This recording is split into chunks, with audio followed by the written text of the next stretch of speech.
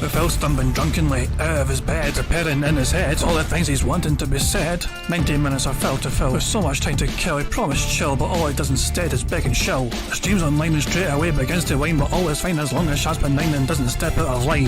His content's immature for all to endure like fresh manure, but I feel sure he ran straight to feeling so insecure.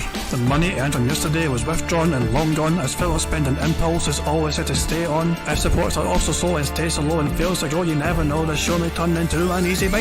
Once kicked off across the board with charge to what because his code can be ignored, just how much DSP makes us feel so bored. To help us fight or sleep and try to keep alert to watch a creep who play bingo, but Phil will bitch and why his sheep are also cheap. While DSP is chasing green, we're seeing green across the screen as Phil's routine predictability rivals are slow machine. He's not in burp and leaning ban. It matters not if battery fun is shy or scant to see if hours make him feel less of a man. Takes a drink and starts his like before lunching into a big pretending there for bills when truth is there to buy a wrestling JPEG. Talks about his shitty life of call his cat and fatty life and all his strife while forgetting that it's done well and they were rife. With drama he will react but isn't act, that is a fact as he rehearsed to be exact in how he felt he was attacked. He's nearly over it and a win is in sight, with what to white despite Phil's light that tips were not white. We'll say alright it is okay and now it's time for Phil to play, but first he'll say that tips will help from being off the other day. And with those words we win again, it's never if but always when the game is won. Thanks to that we made it to the very end.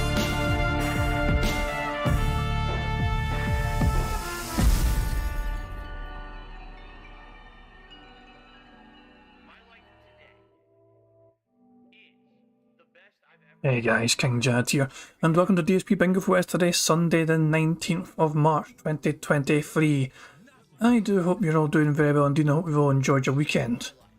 What an unbelievable fucking 48 hours we've all fucking endured in this fucking detractor fucking bubble. This was fucking shit, was fucking mental. Phil lost his goddamn tiny mind.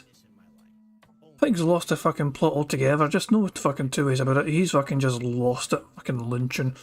Yeah, Phil, he went to his tiny damn mind, he really did. And yeah, how dare other people form an opinion based on what they fucking talked to him for 5 hours? After 5 whole hours on an interview, how dare they have their own opinion on how it fucking went? That's not what interviewers do, apparently.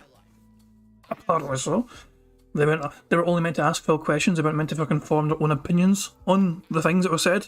They were just meant to ask questions only, and not have their own thoughts, feelings about the things that Phil was saying, I guess. It's bizarre. D-Dog said it's 72 hours. I mean, 72 hours now. I mean, today, I'm not counting today. I count Thursday, I count Friday, and... See, Thursday to Friday is 24 hours, and then Friday to Saturday is another 24 hours. Which is also not even a movie, but you get what I'm saying, though. I call it 48 hours because it just goes basically from...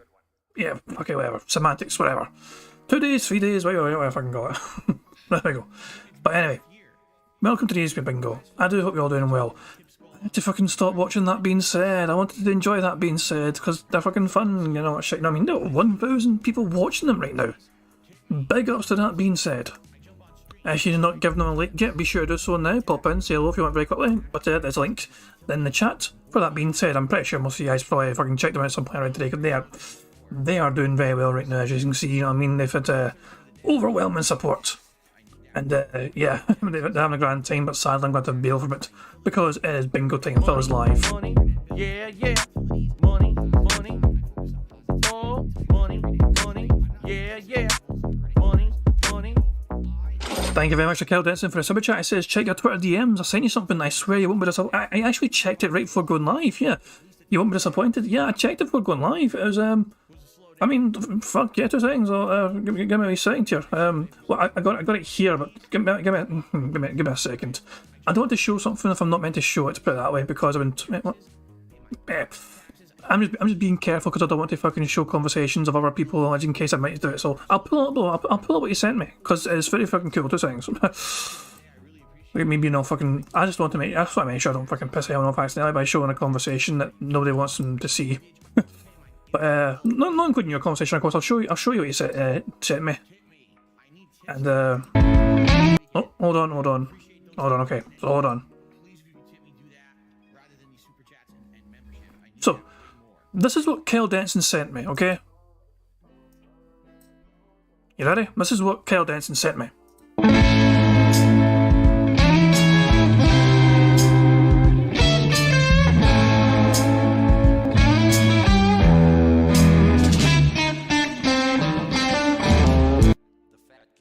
yeah. So that was fucking bizarre and creepy, but fuck me, man, yeah, it was edited very well. I don't know, I don't know if you made that or someone else. I don't know. I don't know. If Kel made that himself, well done. If it was actually this person called Vince Gilligan that made it, or if that's just the usual person that's involved in Better Call Saul, I don't know. Fuck it. Whoever made it, well done to them. But yeah, that was fuck me, man. That was a weird fucking wee thing. Kel did says it wasn't them. Okay, no worries. But let's get back to the bingo side of things, shall we? And then close that. There we go. Cool stuff.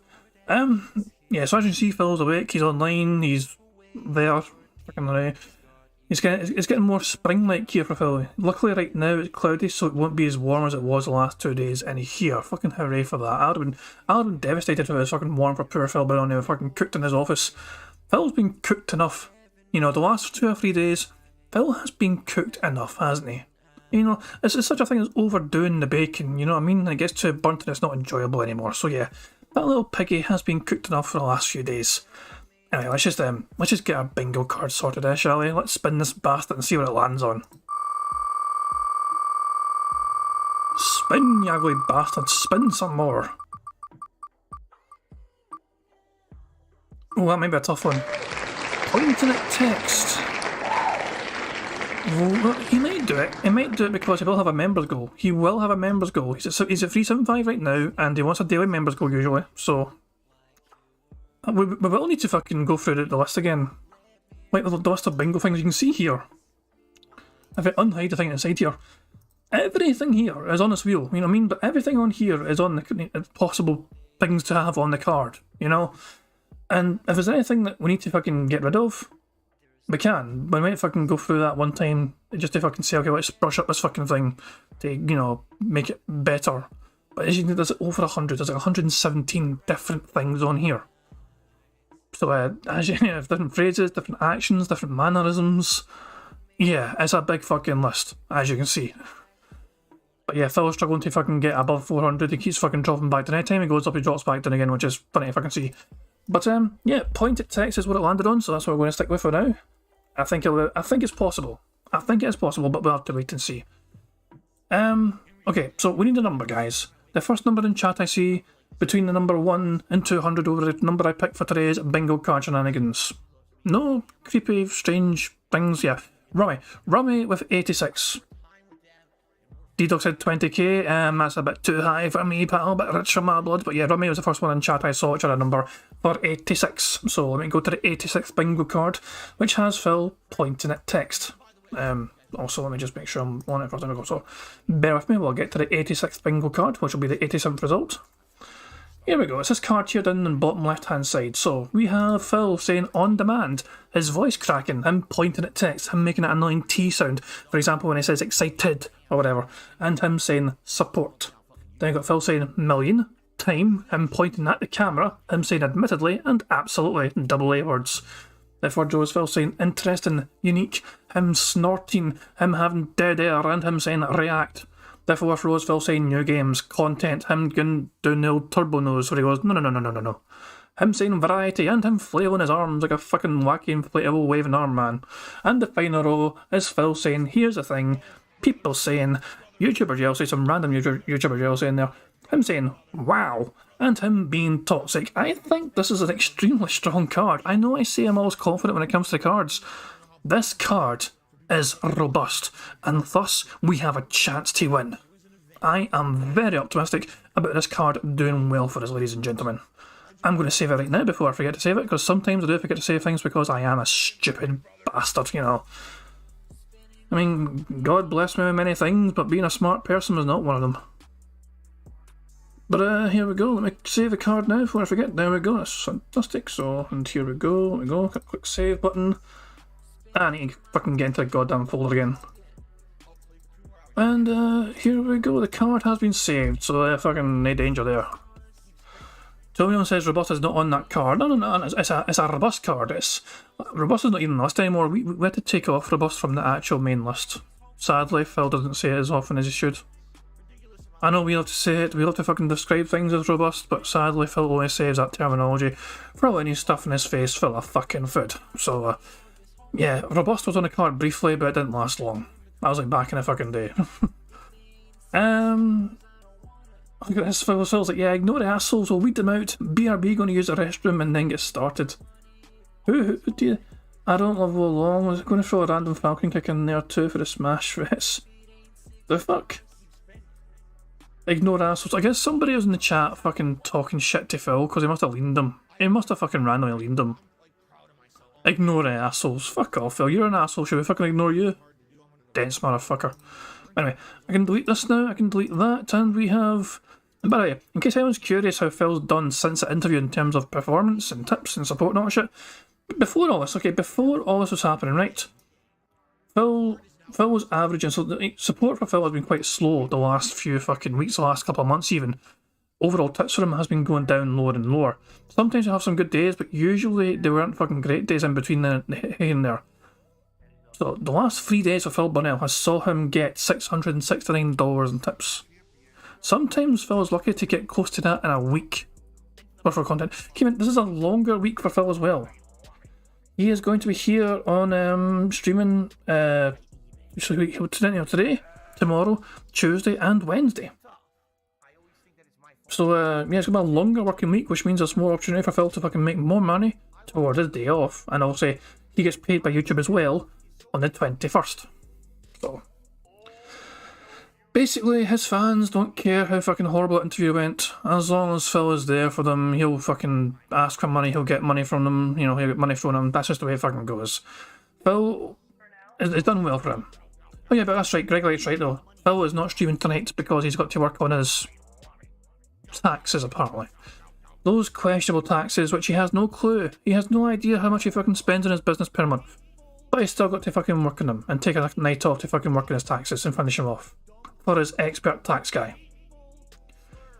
Yeah. I'm still... That interview was so fucking bizarre. I'm still fucking trying to take it all in. It blew my fucking mind. But, yeah, fuck it. Let's, what do we do? Let's see. How about we fucking just get the game all set up? So we've got a stream all there, fantastic.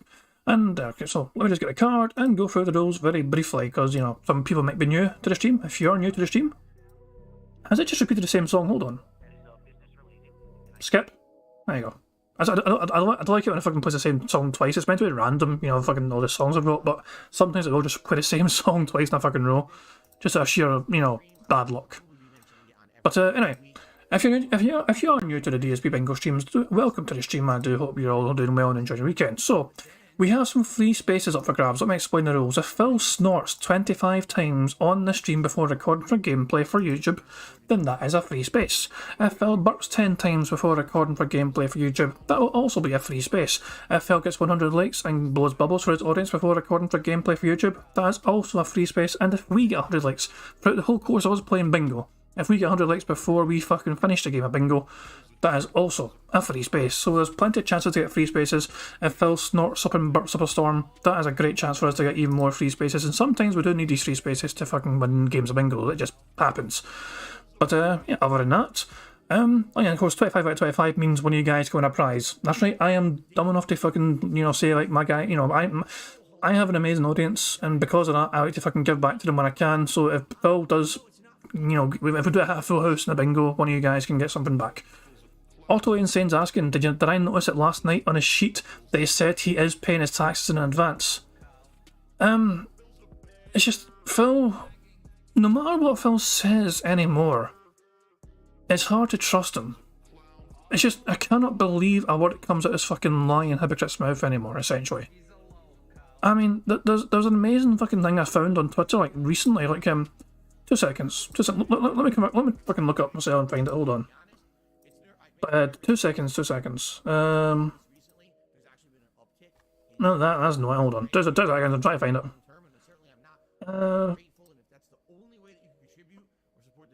Here we go. So, I'm not sure when this was done. I'm not sure when Phil said this exactly. Because this was just Phil admitting this. This is basically Phil admitting, you know, that everything that the detractors did was real. This looks like a confession. Like, this is like from Phil's chat. And this is Phil saying, wait for the next criminal to hack my shit and leak my financials to see the transaction, I guess. Now, I guess you could argue maybe it's fucking just Phil being facetious and just being sarcastic or whatever, you know what I mean? But it's still, I've never seen this before. Maybe it fucking flew over my head over the course of the back leaks happening. I guess this was fucking a comment made at the time of the back leaks, but still, fucking hell. I never realised Phil was like this openly close to admitting it, essentially. But yeah. Also, there's something else that people seem to not be aware existed from before. Polygon did an interview on DSP, like, so Bahama Breeze on Twitter was like, you know, he called it new lore, but it's an article from 2012, so it's not new lore. And Steve Aded's like, what the fuck is this? Where's this from? It's a Polygon interview. So some people might not be aware this existed. You might have seen this before, it's got a picture or whatever, but yeah, this was an interview made from Jeff Dunn, who is still on Twitter. He done an interview in 2012, October 2012. Phil Burnell is my friend. He seems like a good dude, maybe a little misunderstood by others who's seen him around here and there. He's in his early 30s, lives on the New York side of Connecticut, and can be pretty funny sometimes. Last time I checked in with him, he had just gone back from a Disney vacation with his girlfriend, Liana. She seems like a sweet gal, at least from the times I've seen them together. Phil took Liana's ass to Disney. Am I wrong in saying that Phil has not fucking done any videos ever of him and Liana at Disney? I don't recall Phil ever doing any content at Disney. So it's quite possible if I can left the camera home for once. Even though he's fucking used to at this point in time filming and recording absolutely everything under the fucking sun. It's just blew my fucking mind. Was it a hotel? Is that a hotel room thing? So I know they had a hotel room kind of thing. You know what I mean? But I didn't realise it was fucking Disney. I thought it was just a staycation in Seattle. But this was like specifically in fucking them going to Florida. Oh, at least I assumed it was Florida. A Disney vacation with his girlfriend. So I assume Florida from that. I think Liana's also. Fuck knows. I don't know. Jesus Christ, yeah. So this is an interesting fucking interview to say fucking least. There's a whole lot fucking there, you know what I mean? It's not just that, and sadly, some of these things you can't fucking see anymore. Not available in my account. What the fuck's this shit? Hold on. hold on. I'll give you guys a link to this fucking article. See if the fucking video's available for you guys. This fucking video apparently is not available in my fucking country. Racist. But see if this video, if you scroll down on that article, will it fucking be available for you in your country? If so, what is the fucking video? I ain't got to fucking buy a VPN, I'm not. No VPN for me, no. It's not available for Israel, it's not available for America. Well, what the fuck sort of fucking video is this? It's definitely fucking... No, that's just YouTube, okay. It's not available in your country. To me, that means it's not deleted. It's like there, it exists, but it's not available for...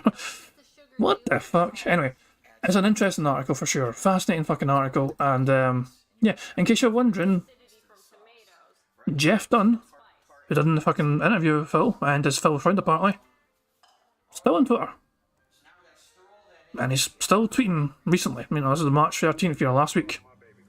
He even fucking made a list 25 game consoles ranked for no reason. I don't know if he fucking still follows Phil or does anything relating to fucking Phil. Who fucking knows? Like, is DSP on his fucking list of people he's following? I don't know. Probably fucking not. But also another thing. Did you see Phil's new Twitter picture? Now it's fucking after St. Patrick's Day. This fucking shit right here. If you want to fucking load... Okay, I didn't even load a bigger... Fuck me, man. I mean, silly rabbit, tips are for Phil.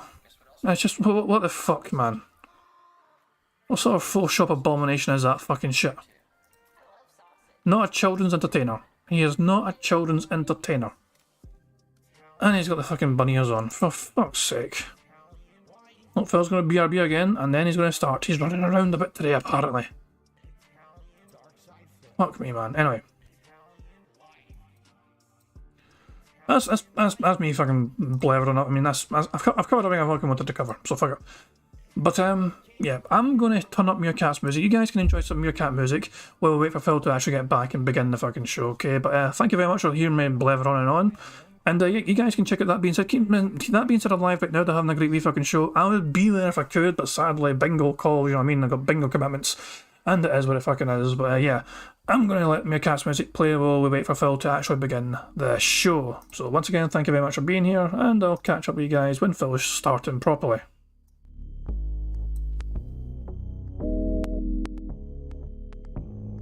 It complements the flavor perfectly. And it's so weird because it's nothing like any other cuisine. It really isn't. I can't even tell you another cuisine that tastes like that. But it's so good. And what I like about Mediterranean food is usually when you get it, you get such a good variety of stuff. Like I got something that came with hummus and pitas. You dip the pitas in the hummus, and that was delicious. Robust, insanely flavorful chicken. It's not dry. It's freaking robust. Give me this dipping sauce, garlic infused dipping sauce. Robust. I will tell you guys is thus. Robust. Robust. They came with their rice, which is the seasoned rice. That just tastes, again, it tastes kind of different from other cultures' rices. It has peas and carrots, but it's also got this unique seasoning in it that's really good. And then also a side salad, which was like lettuce, tomato, onion, robust, insanely flavorful chicken. It's not dry. It's freaking robust. Give me this dipping sauce, garlic infused dipping sauce. Robust. I will tell you guys is thus. Robust. Robust. Robust.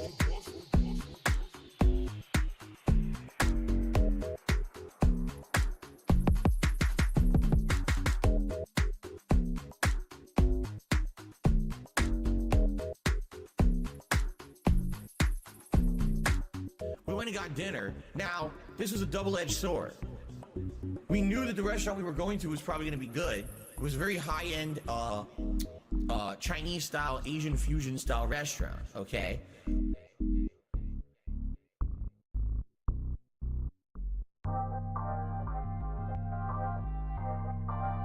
Because you're not rich and you're not famous and you're not this and you're not that. You had an opportunity to be, but you blew it all. And I said, well, oh well. I'm proud of that. I guess I'm proud to be a loser. This one's for all my baby girls. I'll be the guy on level 1. I streamed myself masturbating. I'll be the guy. Fuck life. I'll be the for the thousands of children. I'll be the guy on level 1. You're still on mission 1. I'll be the guy on level 1.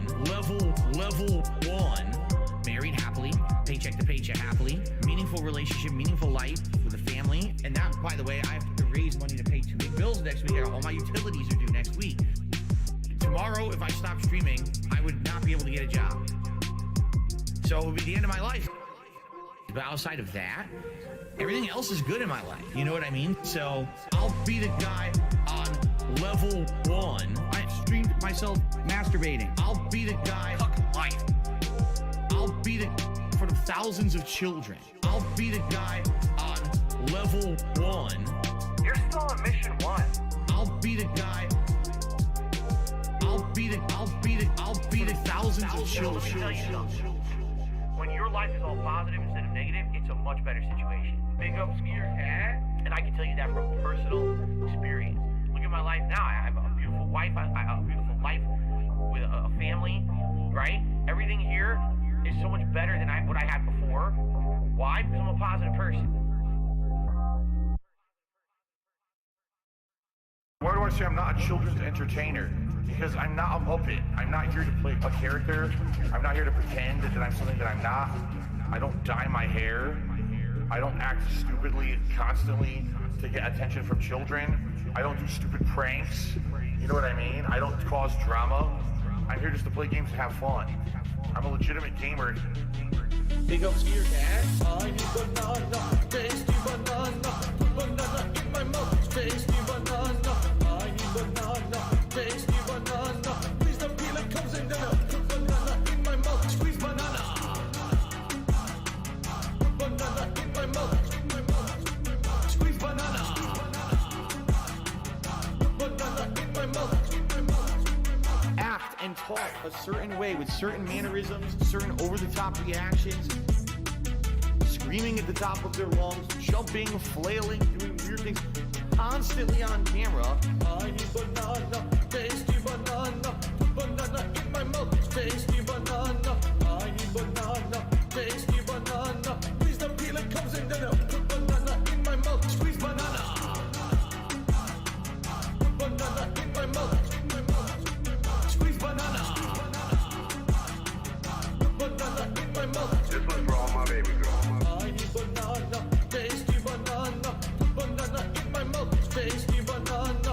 I need banana, tasty banana. Please don't peel it, comes in there. Put banana in my mouth, squeeze banana.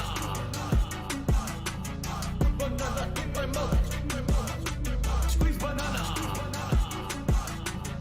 Put banana in my mouth. When we hit the 250 vest streak for that celebration, I'm going to debut a new vest. There we go. Celebratory bubble blow. Very nice. There's bubbles everywhere. There's bubbles all over my PlayStation 4 controller. There's bubbles on my microphone stand. There's bubbles everywhere tonight. It's out of control. This one's for all my baby girls. And it starts to click, you know, if someone just keeps saying sorry when they do something, they're not really apologizing, right? If apologizing isn't just words, it's I will not do this thing again because I feel bad about it. If you keep doing the thing, it's not actually an apology. You have no respect for people that are alive, for fucking people that are dead.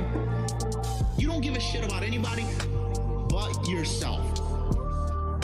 You have no respect. Apologizing isn't just words. You have no respect. Do you value money more than our friendship? But that's the way of them saying, we want nothing to do with Phil at all moving forward. Let's make up a bunch of shit or twist a bunch of shit to make him sound bad because everyone hates him now anyway on the internet. So let's make him look like the villain so everyone will believe it and we'll just be washing our hands of the whole situation and we never have to deal with him ever again. And you know what? Look what's happened. Literally, no one bugs them anymore. Nothing. It's all, they're completely washed. The hands are clean. You have no respect for people that are alive, for fucking people that are dead. I know it's starting You about don't like give the a shit song. about anybody but yourself. You have no respect. Apologizing isn't just words. It's I will not do this. Alright. We're going to lower it slightly. I try to last as long as I can without lowering the volume of the music because I'm enjoying the music too much. But yeah, Phil's starting the show now. As you can see, his dumbass little fucking intro is playing right now for you. So, quick reminder, 25 snorts, free space, 10 bucks, free space, 100 likes here, free space, 100 likes there, free space. If you get 25 out of 25 in the card, one of you guys win a fucking prize. So, and also, tag me in chat in case I miss anything in the card. I don't try and miss things in the card, I just do some things because I am a stupid bastard. Fingers crossed, here we fucking go. DSP's a bitch. Good morning, everyone. Phil here, and welcome to the Level 1 podcast. Whew, pardon me for being a few minutes late to the podcast today. Today is, I've been running around literally for the last 45 minutes doing stuff in the house. Today is like, you know, a heavy tax day, bullshit day where I have to run around and get a bunch of information. I already explained that later tonight. I will not be doing a late stream because of this. Okay, so today is Sunday, the 19th of March, 2023. How are you all doing? I hope you're doing well. Only a one stream day today, meaning no late stream tonight.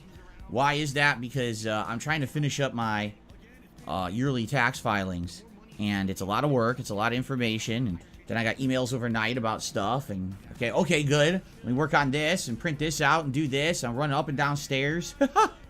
You know, it's complicated. It's annoying. But it is what it is. And I'm gonna get it done tonight, hopefully, and then it's done for the whole year, right? Okay, you never make that fucking noise again, Phil. I wanted to point something out. I forgot to point out at the time, but earlier on when Phil was beginning the stream, he said this which caught my eye. He was waiting for the stream to say I can go live. He's talking about OBS here. So on OBS, you fucking like click the thing where you basically select your stream, you select start streaming, and then you've got to wait usually like fucking 2 seconds or something, and you get a prompt to go live. The fact that Phil Burnell had time to type out just waiting for the stream to say I can go live, lol, some days are slower than others, tells me there's something really fucking wrong with his fucking computer if it's fucking taking that fucking long for him to get a fucking thing to pop up saying you can go live. If it takes that long for his OBS on his computer to fucking go from, you know, selecting the stream to then fucking letting you go live, there is something wrong. If he's got all that time in the world fucking type that while he's waiting. For me, it takes like a second or two. I select the stream, I hit start streaming, and at that point it gives me an option to go live. And then I hit press live, and it usually takes like a second or two. For Phil to say, I need to fucking, he actually type this out, there's time for him to type this out. It's one of those things, I wish Prophet was there to fucking see that, put it that way, but he's probably not being said, you know what I mean? But I'll tell him later on about that, you know what I mean? Put it that way. I mean, I'll let him know later on, so he can fucking maybe debunk that crap or some pitch, or maybe even fucking elaborate more on it. But yeah, Phil, look at Phil, getting some early support from Phil. Not a fan, nor a hater. Even I found the interview disingenuous, holding you to a double standard simply not to catch flack from the haters. No. I don't believe that was the fucking case. You know what I mean? Then, I still think, obviously Phil wanted to be like just a normal guest, and the fact that they changed it to be an interview, an interrogation, you could argue that was that fair on Phil when he just wanted to be a normal guest? He initially agreed to that, you know what I mean? That is the only thing I would say Phil has some sort of kind of reasons to complain about, you know what I mean? He just wanted it to be a normal fucking thing where he's on as a normal guest. They're shooting the shit, not shitting there. But nah, it turned into an interview, but Phil allowed it. He still went there, he still allowed it, it wasn't an ambush or anything, and the questions were conducted in a very fair manner. Phil had a chance to fucking, prove it was all wrong. But fuck it. And as D-Dog says as well, Phil is still using Windows 8.1 and OBS 19. So, equally, yeah, I update my shit because you're meant to fucking update your shit, because it's a fucking, security risk if you don't update your shit. If you use outdated technology, people can fucking exploit that. So, yeah. Phil, Jesus Christ, man, Phil's a fucking dinosaur. Even with his goddamn fucking technology and setup. Mentally and with his fucking work setup. But yeah, I just wanted to point that out anyway. So, yeah, fuck it, man, jeez. I was going to put interview as well for the centre square, but I thought, nah, Phil might not want to ignore it and not talk about it, so I just stuck with Snorts. Which is a fucking safe bet, of course. That is definitely a good thing, is when you have a sigh of relief, because that stuff is done for the whole year. You're like, especially if you own your own business, it's a lot more complicated, it's a lot more work. Last year was not very good, and what I mean by that is last year, like, because of some stuff going on, I couldn't do it right away, basically, and there was this ongoing, oh, let's do an extension and shit. And like, oh, God, no. And it was such a pain in the ass. I'm glad I'm going to get it all done basically now. I would much rather just have it be done now and then not have to ever think about it later on in the year, because that's the worst. Like, you think it's all done, and all of a sudden, months later, oh, yeah, I still got to get all this information and that, and like, but I'm in the middle of all this other stuff. Right. So there is confirmation from Phil Burnell that instead of doing this every 3 months like most fucking businesses do, most businesses seem to fucking operate in a thing where they do their taxes every 3 months to stay on top of it. Phil does it once a year. That is not a very intelligent way to go about it, in my opinion, but this is Phil after all. He would rather miss several fucking streams at a certain time of the year to fucking do it all at once, rather than do it a bit by bit 4 times a fucking year. Every 3 months. He can fucking just keep on top of his taxes. It'd be easier to manage because there wouldn't be as much in between. He wouldn't maybe need to take time off for fucking, to do them, for fuck's sake. But yeah, this is... Who am I to fucking tell Phil how to fucking run his goddamn shitey failing business? Right, moved on. No, you're not done. Okay, but now we'll be good. Today, hopefully, everything goes according to plan. Tonight, I'm not streaming, like I said. Sit down and have it all done. Hopefully. All right, so we'll see. Anyway, no, an extension is not problematic. It's just here's the problem with doing a tax extension. Okay. You do it, and then, like, you don't want to deal with it, right? You're like, move on with everything else. You're like, oh, I got all these plans, and we're doing all this other stuff. And then here it is months later. Oh, by the way, we still got to do all this. Like, oh, shit. Don't want to. Not that you don't want to. It's beneficial. It's beneficial when you own your own business to sit down and do all the work, right? Because you have to. Number one, income is super important. You always have to report income properly. That's the biggest thing. People who misreport or underreport their income, that's horrible. You should not be doing that ever. That's the worst. That has to be 100% correct. But then, literally outside of that, anything else you do wrong is going to hurt you. You know what I'm saying? Like, if you don't calculate all of the costs associated with things you do during the year, you're just hurting yourself, right? So, having to go through a million different things and get all the numbers right and everything, it's work. It's a pain in the butt. But it's worth doing. So, I complain about it. Yes, when I vent about it, again, this is my podcast, I vent on things, right? I tend to over-exaggerate a bit. But, yeah, very much so. Like today, I'm running around, printing out documents, running them down downstairs to my wife and coming back upstairs and doing, you know, and I'm like, well, tonight I got to work on this, finish this, and blah, blah, you know. Anyway, that's neither here nor there, but there's a, you know, that's the reason why I'm not going to be here tonight on the late stream, okay? So let's talk about what we are going to do today. Let's talk about the schedule for the week. We've got game news and stuff today to talk about, which is great. It's always good to have a good news segment on the show and different topics to discuss. And, you know, Wolong today, oh boy, right? All right, so, excuse me, let us start with some good news. The drama's over, all right? Last couple of days have been very dramatic, let's be honest here. You know, Thursday and Friday were very, very dramatic. Yesterday, a little bit of drama as a certain person tried to interject themselves into one of my streams, but all that's done now. You don't have to worry about that anymore moving forward. We're all here to just relax and enjoy games and have podcasting and a little bit of React content and everything, and it's all back to normal, all right? It's all done with. You move on. If you're here and you're here for fun and not for drama, you're in the right place, because trust me, that's what I'm here for too. I'm just, you know, I'm not wasting time anymore with this nonsense. So thank you to those who have stuck in there the last few stressful days. They've been very stressful, but they're done with now, okay? And yesterday was a pretty good day, I would say.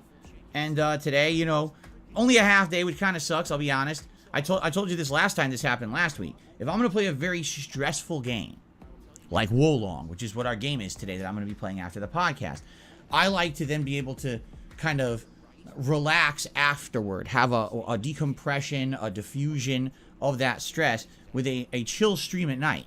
And games like a Dragon Ishin or Oblivion have done just that for me. Like, they've been very nice interactive experiences with you guys and gals out there, where we've been able to just like, this is nice. It's a social experience. We talk about all kinds of stuff. It's not just about the game.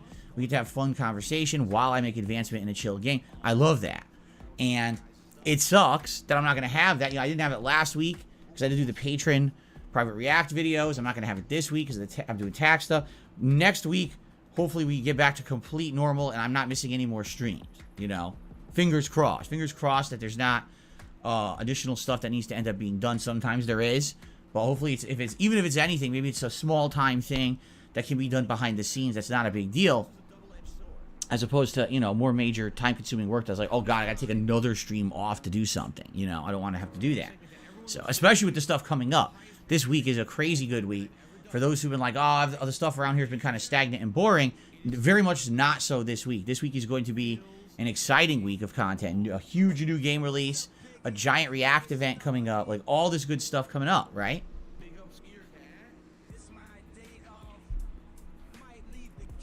So this should be good. It really should be. It should be a good time moving on, or moving up here, I should say. So, all right, let's talk, shall we? Shall we talk about the schedule? Cool. So, today it's the Level 1 podcast, and then after the podcast, we're jumping back into Wolong Fallen Dynasty, a game that I very much, I think at this point I've explained it a million times, I don't like the game. And the further I get in, it's not really changing my opinion of it. It's just, it's a game that it's attempting to be something that's already much better than what this is. You know, it's attempting to be Sekiro combined with maybe some elements from Neo. And I feel like Sekiro's better, and I actually do feel that Neo is a better game. I feel like those games that it's trying to emulate or improve upon actually are better than this more modern take on it. So it ends up becoming very tedious. It ends up becoming very annoying. Last stream, I would say, wasn't that bad. There was one boss that was kind of annoying. Whatever his name was, the guy with the big spear, the guy who drinks and shit. He wasn't that bad. I mean, I died a bunch to him, but, you know, I definitely adapted and was able to get past it. And then after that, I really didn't have, I didn't have much else, you know, that was too tough. It was just, you know, these stages are kind of lengthy, right? Each world takes about an hour and a half roughly to get through, and then you've got a boss. And, you know, sometimes these bosses are pushovers, and sometimes they're not. So, you know, each stream is a 3-hour gameplay stream, so I'm getting basically about like a world and a half each stream, right? And last time was the same thing, where, you know, we had the second half of a longer stage, and then a boss that was annoying, and then we had an entire stage, I think it was stage 11 that we did last time, and then a boss at the end. And man, that was so dumb. Did you see the boss? The boss we did at the end, it was basically one of the people who's supposed to be good, right? Like one of these ruling groups in China. One of these dignitaries who's a fighter gets infected with an arrow that corrupts them into one of these demons. Like, that's the plot line, is that there's this weird wizard guy going around. He's corrupting all of China with this weird dark power. What is it? Like elixir or whatever it's called. You know? So, basically, he gets corrupted and turns into a giant flying demon. Like, almost like I would say a parademon, because I've been watching the Zack Snyder Justice League recently. But he kind of looks like a flying bird demon or something, right? And it's just funny because it's a terrible boss fight. First of all, the boss isn't tough at all. Like, all his attacks are easily parryable. But the problem is when you're fighting the boss, he starts spewing, like, fire and lava all over the place. And as he starts doing this, you notice something. Hold on. He caught it. He caught a fucking burp and muted himself actually for a fucking... Wow. He actually showed consideration for his audience. I mean, I'm still absolutely fucking counting that. In fact, should we try and count them silently? You notice something. Hold on. Was this one burp or two burps? I think it's one. I think it's just one, to be fair there. Excuse me, I muted my disgusting belch. Okay. There we go, but yeah, I'm actually happy with him. He actually did a good thing for his audience for the first fucking time. He missed the burp earlier on, obviously. You know, I mean, we had one burp in the stream, but now we've got two burps. So, obviously, we're going to have to assume it was just one burp, you know what I mean? No, wait, it was definitely one, at least, obviously, because I fucking muted it and said he belched. So, I think for things like that, we're just going to have to basically, if we can't work it out, it's a one and done. You notice something. The frame rate, again, on the Xbox Series X, starts to dip dramatically. It becomes almost impossible to actively control and see what's going on, because the fire is, like, accumulating all in the boss arena, and then the frame rate goes, boo, chug, chug, chug, chug, chug, chug. Like, now, wait a minute. The boss fight was easy, but now he starts spewing an effect, and now it's going to be hard. And again, it really reminds me, a real big throwback for me, Dark Souls 3. When Dark Souls 3 first came out, and I played it on the Xbox One, and there were certain fights, and I would say the worst one in the game was Pontiff Sulyvahn, right? Pontiff Sulyvahn, however you say it. It was ridiculous. Like, you're trying to fight the boss, and he makes the clones of himself, and now the game is like you're underwater in slow-mo, and every time you try to do something, it's like delayed, and that's exactly what happens in Wolong in certain boss fights. So the boss is piss easy to parry, but you can't do anything because everything is chopping up while you're trying to fight. So, you know, he flies away. Now he's vulnerable. I run trying to hit him. Oh, it's like playing in molasses. I can't get over there. It's like, what is this? So I did beat him. I one-shotted the boss. But it's like, dude, that's what I mean about this game. Like, I don't know how people rated it so high. It's just not well executed at all. How could the hardest part of the boss be the frame rate? That's just stupidity, right? And talk about not good pacing and balance. You know, we fought things in the game that were way hard early on. You know, the first boss, Lu Bu. I would even go to say the stupid cow boss was really hard. But these stuff now is kind of easy. It's like, we're late in the game and now the easiest stuff. Like, it doesn't even make sense. So, anyway. I don't like Wolong. I've expressed this for like a week and a half now. Okay? And the only reason I'm playing it is because you guys have basically really been... I don't want to say you've been pushy, but you've definitely been very demanding, saying we want to keep seeing you play it. You know, even though you don't like it, we understand that, but it's very entertaining to us as an audience. I mean, you've been demanding money to keep fucking playing it as well. No, they've been paying for it, Phil. It's not as if they fucking asked you fucking nicely or asked you aggressively, hey, you fucking better keep fucking playing this, Phil. No, they basically fucking said, you know, you said to them, if you want to keep playing this fucking game, fucking support it financially. That was essentially what you fucking said to them. They stepped up and delivered. They're fucking starting to make sure this fucking stream is getting fucking money to make sure you don't fucking wage quit it. They are buying their fucking game to fucking exist. They are buying their way to fucking making sure this game doesn't get wage quit by you. You've been threatening us to fucking kill this fucking game's playthrough for the last several fucking streams, and for the last several fucking streams, the fucking fans of yours are fucking paid up. Can you imagine if I fucking threatened Bingo, you fuckers? You know what I mean? If this Bingo's not supported, I'm fucking just gonna wage quit fucking Bingo. Fuck off.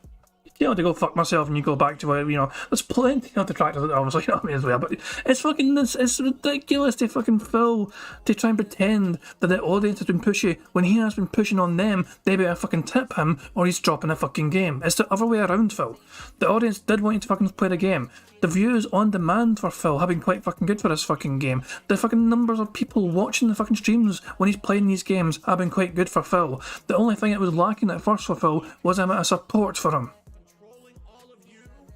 Did I see a super chat Phil had? What was it? What was it said? The most recent one here, no, that was from earlier on. I guess. If I got a super chat recently, I missed it and it got limbed. Yeah, I can't see any recent super chats from Phil, so if somebody did super chat him recently there, then it's gone. And it got limbed by, Phil, I imagine. It's just, yeah, Phil fucking pretending his audience have been pushy when he's the one fucking demanding money to keep playing the fucking game. Jesus Christ. Please keep playing it. So I've kept it in the rotation, but now I'm sorry, this rolls in a fucking wrong way. He's pretending that the audience is asking and demanding him to keep playing it is why he's still playing it. The only reason the game's still fucking here is because fucking money. The fans stepped up for him. The fans stepped up, not for him, but he demanded money and the fans delivered money. Is the only reason why he's still playing it. Really been, I want to say you've been pushy, but you've definitely been very demanding, saying we want to keep seeing you play it. You know, even though you don't like it, we understand that, but it's very entertaining to us as an audience. Please keep playing it. So I've kept it in the rotation, but now we got a little problem, all right? I beat Hogwarts Legacy the other day. We've got Resident Evil. No, you didn't. You've not finished the game, Phil. You beat the final main boss, but you need to be level 34 to finish the game properly. Phil is 3 levels short of being able to fucking unlock the very final main story part mission in the game. Phil has rage quit Hogwarts without going back to finish off the game. So this game that he fucking played slowly, Phil has not properly finished the full entire fucking game. And by the way, it's not even a proper final mission. Once you get to level 34, it's basically like a fucking wee kind of cutscene thing where it's like celebrating the end of the school year and all that shit, you know what I mean? But Phil, Jesus Christ, man. Phil did not complete Hogwarts Legacy. I'm setting my stall out in that fucking stance. All he is 3 levels short. It's not hard to level up in this fucking game. It's quick to fucking do side missions, especially when you fucking have the broom unlocked and the fucking flue flames unlocked. It's so quick to get around, especially when you unlock those flue flames. You can just fucking go here and there and fucking zip all over the place very fucking easily and get these quick missions done, these wee quick side missions done very fucking easily.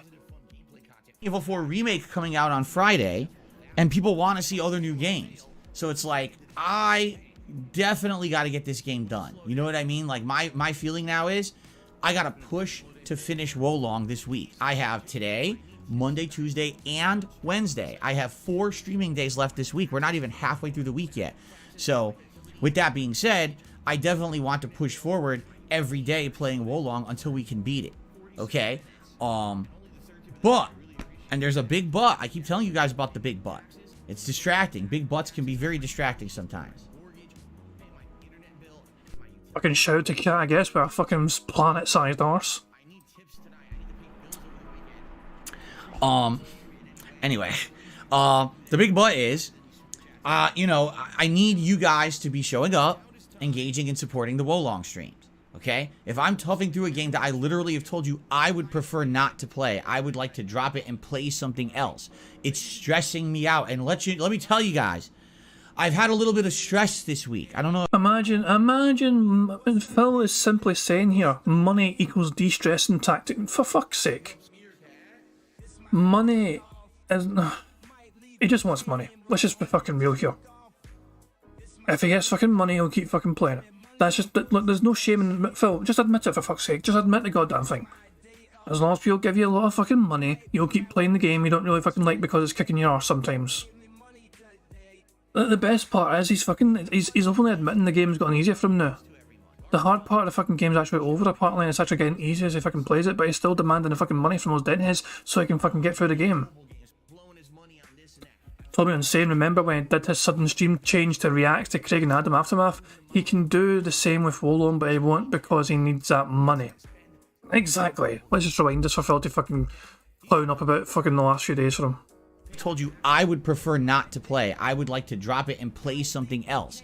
It's stressing me out. And let me tell you guys, I've had a little bit of stress this week. I don't know if you're aware. A few things. Money, yeah, yeah. Money, money. Oh, money, money, yeah, yeah. Money, money. Thank you very much to Otto Insane for a super chat. It says support for DSP Bingo so you don't wage quit. Nah, I won't be wage quitting, don't worry. It was a hypothetical scenario. Nah. But thank you very much, Otto Insane, for a super chat. But nah, it's just full. It's just this fucking fake bullshit he fucking does, you know what I mean? It's so fucking fake and the beautiful part about what happened the last few days is that he comes across as somebody who wants to fucking do meaningful content and all that shit, but Adam's like, well, what does that mean? Just describe what you mean by fucking meaningful. And Phil's like, oh, I sit there and play games and I don't kiss the game's ass. And I was like, well, and? What makes it meaningful? How does that fucking stand out from the fucking rest of the fucking people playing games on the fucking internet, Phil? It doesn't. Phil fucking parrots all these fucking words like fucking meaningful and Rust content, not shit, you know, and he's not a fucking shill or whatever, he's not some paid fucking actor or whatever. He just, the end of the fucking day though, if the game's not fucking doing well for him financially, he's going to drop that game like a fucking bad habit. Money talks for DSP Gaming. He needs that fucking money, he really does, to pay his bills. So he's not going to fucking keep playing a fucking game if it's not going to get any fucking support. It's just simple truth of the fucking matter. That is not meaningful content though. Phil doesn't put much time and effort into fucking content. Meaningful content is something you fucking take a lot of fucking time on to craft. Bingo is not meaningful fucking content. This is pretty fucking easy for me. I say easy. I make a card up. The hard part for Bingo is like basically setting all this up. The things you see now on stream, like fucking getting a wee background going and all that shit, and setting streaming elements up, for example, to have at the bottom, and come up with ideas for the card, you know. I think all the fucking work that goes into creating the thing was the hard work, but doing it every day since then, you know what I mean? It's not a hard thing to do, and I wouldn't say it's fucking meaningful to fucking do it either. I mean, people like it, which is a good thing, but it's not as if I think I'm doing anything meaningful. This is just a fun fucking thing to do. It's fun to fucking poke fun at Phil, and it's fun to endure his fucking nonsensical rambling with a game of Bingo, and it's just one of these fucking things which is, it's a nice wee chill fucking stream. I say chill because Bingo's chill. When you think of fucking Bingo, you think of wee old fucking ladies from playing in a wee hall somewhere, you know what I mean? Bingo, it's weird to fucking associate Bingo with fucking Phil. I know, but it works for us. It somehow works in this capacity. But that's what I'm saying though, like, when I think of meaningful content, I just think of things like, meaningful content is things that fucking take a lot of fucking work and effort to fucking produce, you know what I mean? A lot of hours go into it for the editing side of things, for, you know, coming up with something that'll be entertaining, something that'll be, I mean, that's just my take on it, you know what I mean? And because I'm just gonna, I turn up and hit, you know, go live, and I just show off this fucking thing, and I try and listen to what Phil says. Most live streamers, to me, from what they're doing, aren't doing meaningful content. At least, and not at that time. So, I don't know, it depends, obviously, what they're fucking doing that fucking day. Sometimes they're doing something special, but I think for the running-the-mill stuff, I don't think that's meaningful, but that's my personal take on that. What Phil does is not meaningful whatsoever. No time goes into it, no effort goes into it, no production quality value. It's just a waste of fucking time. From Phil, anyway. Tell you guys, I've had a little bit of stress this week. I don't know if you're aware. A few things that might have happened that possibly could have caused stress in my life here. The last thing I need is to be putting myself through more excessive stress, you see? So, if I'm going to be playing this, I do need your buy-in that you're going to be here. And you're going to be here, you're going to be paying attention, engaging, and supporting these streams. Alright, especially if I'm going to play it for 4 days in a row to beat it. I really hope that will, you know, continue. I understand that I've been balancing this with other games, and now there's no more balance. Now this is the game I need to get through this week, okay? So I hope that you'll be here, all right? Really do. I hope that everyone will continue, because so far, I'll tell you, since we basically had this agreement about a week ago, we talked about it like last weekend, you guys have absolutely 100% lived up to that, and you've been here for the streams, and you've been amazing, and I really, really, really, really, really appreciate that, because, again, you know, this is absolutely, it's my hobby. Absolutely, it's my business. It's like all these things together.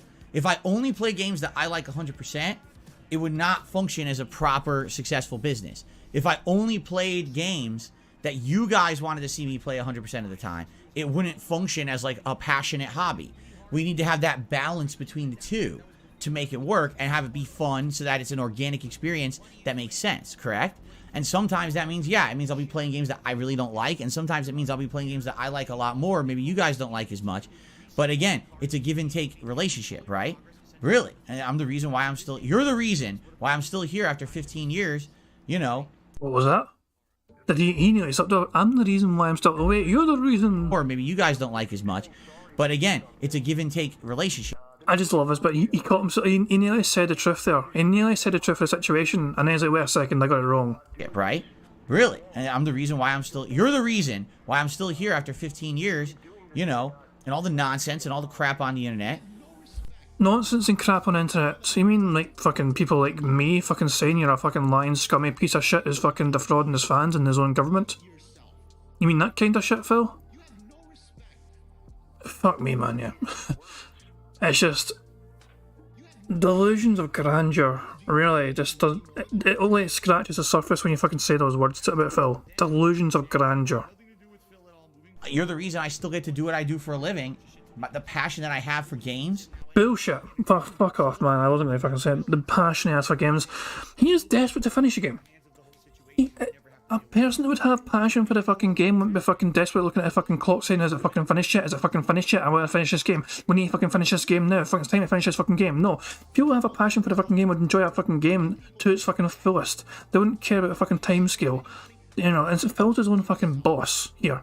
He is the master of his own fucking destiny. And yeah, he's fucking like, you know, setting the stall with his fucking strict schedule he fucking sets.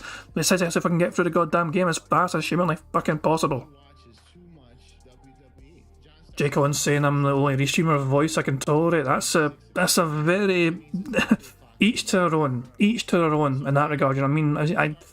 I'm glad my voice is reasonable for some people. I know it's not for other people, but that's a subjective. You know what I mean? People have different likes and dislikes for these kind of things. You know what I mean? But I'm glad you're enjoying it.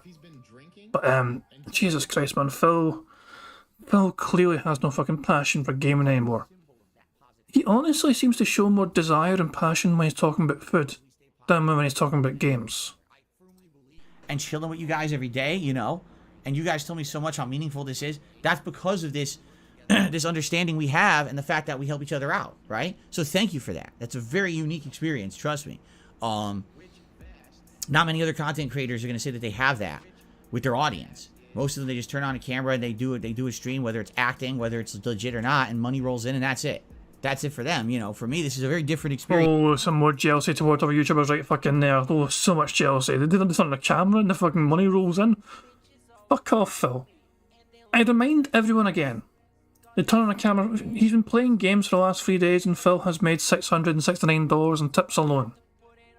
Last 3 fucking days. He has made it. And look, he's making easily over $100 per day every day.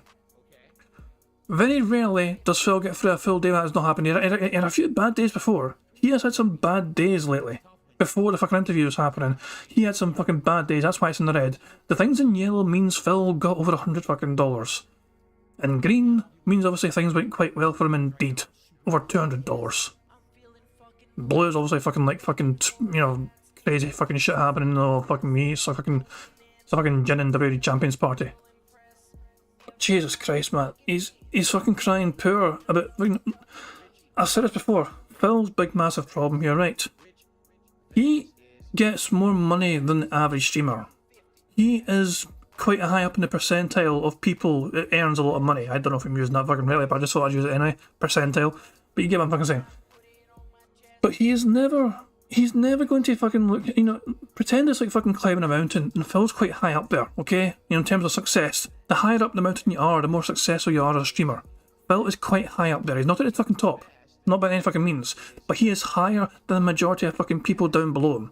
But Phil is now going to fucking look down below him to see how much fucking further ahead he is compared to most other people on this platform trying to fucking do what he does. He is always looking up in envy at the people that are more successful than him. The minority of people who are more successful in DSP is what gives him the most fucking jealousy. Never mind the fucking millions of people he is doing better than as a fucking content creator on YouTube down below him. He never looks down, he's always looking up in envy, stepping on the fucking people that he's fucking doing far better than because they're not of his time. It's like, it's a bizarre fucking thing for Phil. He's always looking up in envy. Never fucking taking it, and it just takes for granted, that's what I'm saying. Takes for granted how fucking well off he actually is as a content creator, how successful he actually is as a content creator compared to the millions of other people that are doing this on a daily basis. It's just, it blows my mind, man, how fucking, you know, ignorant he is of how good a position he's actually in compared to a lot of other people. Toman says, did I see how he talked to Keem yesterday? Yep, I was on the Decepticon stream. I was a viewer in the Decepticon stream they had with Steve Dead, and yeah, I seen that happening. Keemstar came on and derailed the shit out of that. It was quite something, I'll tell you that. And yeah, so, and Phil was happy. Yep, Phil was so happy to be in a position of power over Keem, acting almighty yet generous. I won't ban you, Keem, for now. Yeah, Phil's a control freak, absolutely, big time. He needs to fucking control a narrative, he needs to fucking control a situation. If he can't control things, he's going to fucking pitch and whine and moan.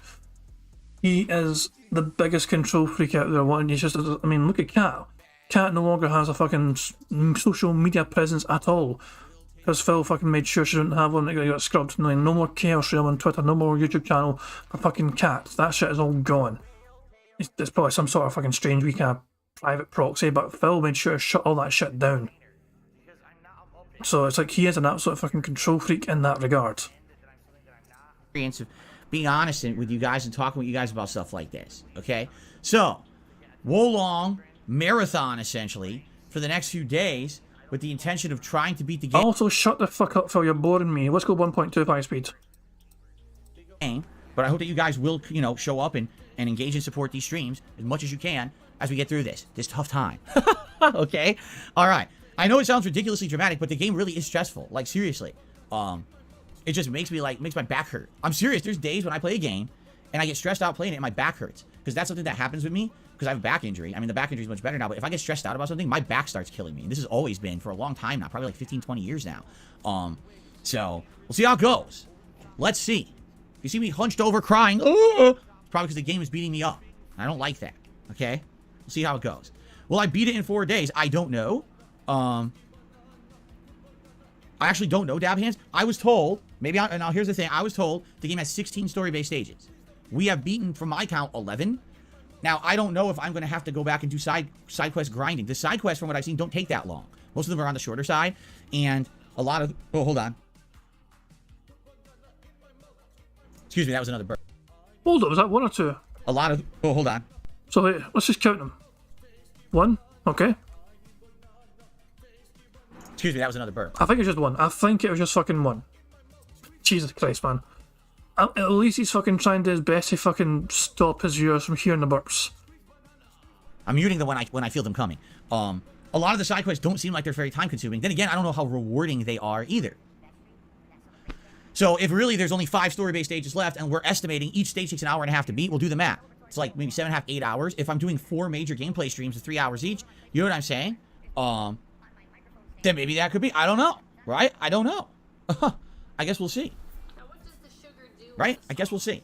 So, maybe yes, maybe no. The good news is if I don't beat it, we're near the end anyway. It's not like, oh my god, we have a giant lingering playthrough that hasn't been completed. It would be completed very quickly. You see, maybe another 1 stream or 2 streams will be done. You know what I'm saying? So let's see. Let's see what happens over the next few days. This is my major focus on the daytime streams. Okay? So, Level 1 podcast, Wolong, that's it. No late stream tonight. Working on the personal stuff behind the scenes, trying to finish it up. Tomorrow, we're back to full days of gameplay for 3 straight days. So again, Level 1 podcast, Wolong. Tomorrow night, it's the return to Oblivion. And you know, I'm excited to return to Oblivion tomorrow. Reason being, we have now completed all those major guild quest lines that we had. You know, I think we did the Fighters Guild all the way. I'm not 100%, but I think we did.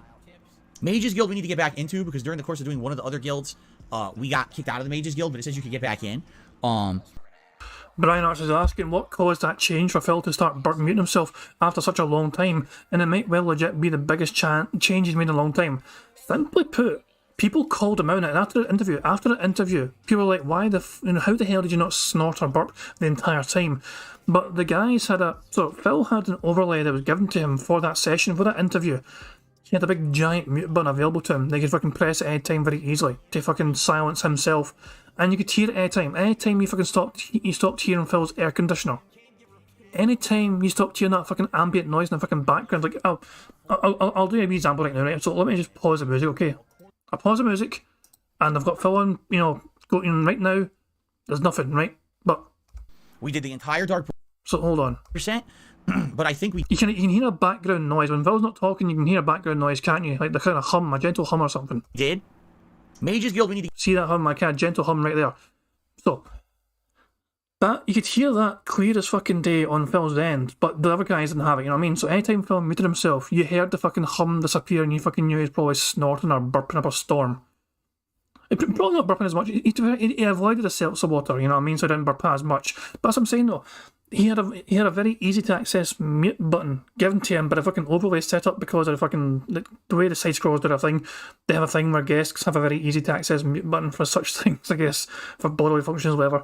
So that's what I'm saying. His own audience was like, why can't you mute yourself when you're doing your podcast? Because you burp and snort all the time for us, and it's not very nice. And Phil said that if he fucking sees it coming, he's going to try and stop it from being heard. So, but on podcasts only though. He can't do it for gameplay, but he's willing to try it for podcasts. So, because his audience fucking knew that he's able to fucking mute himself in some capacity, they called out on it, and Phil's like, you know what, fair enough, I'll try. So, at least he's fucking trying for now, anyway. get back into, because during the course of doing one of the other guilds, we got kicked out of the Mages Guild, but it says you could get back in. We did the entire Dark Brotherhood quest line. We did the entire Thieves Guild quest line. We even have a base now in the Imperial City. The Thieves Guild is our new home base. So the cool idea here is that now we have a starting point to go out throughout this Imperial City and do all those other quests that we've had for ages. We've had quests for like over a month sitting around that we haven't touched, that we can now do. So this is excellent. Now it's all Imperial City, and there's main storylines, there's side storylines, there's all this stuff to do. It's kind of like a fresh new starting point when we play this on Monday night, and I'm excited. I love those chill streams of Oblivion. I know you guys do too. So it's going to be a good time, okay? Excuse me. Tuesday, more Wolong, and Tuesday night we'll swing back to Like a Dragon Ishin. If you watched the Like a Dragon stream last night, we had a major story progress. Big twists and turns that I don't think people were really expecting with the way that they went. And then a big cliffhanger ending. And we actually beat 2 chapters. I think now we're starting up chapter 9. And people were saying, I think someone had said the game has 13 chapters in it. Now, I'm not sure about that.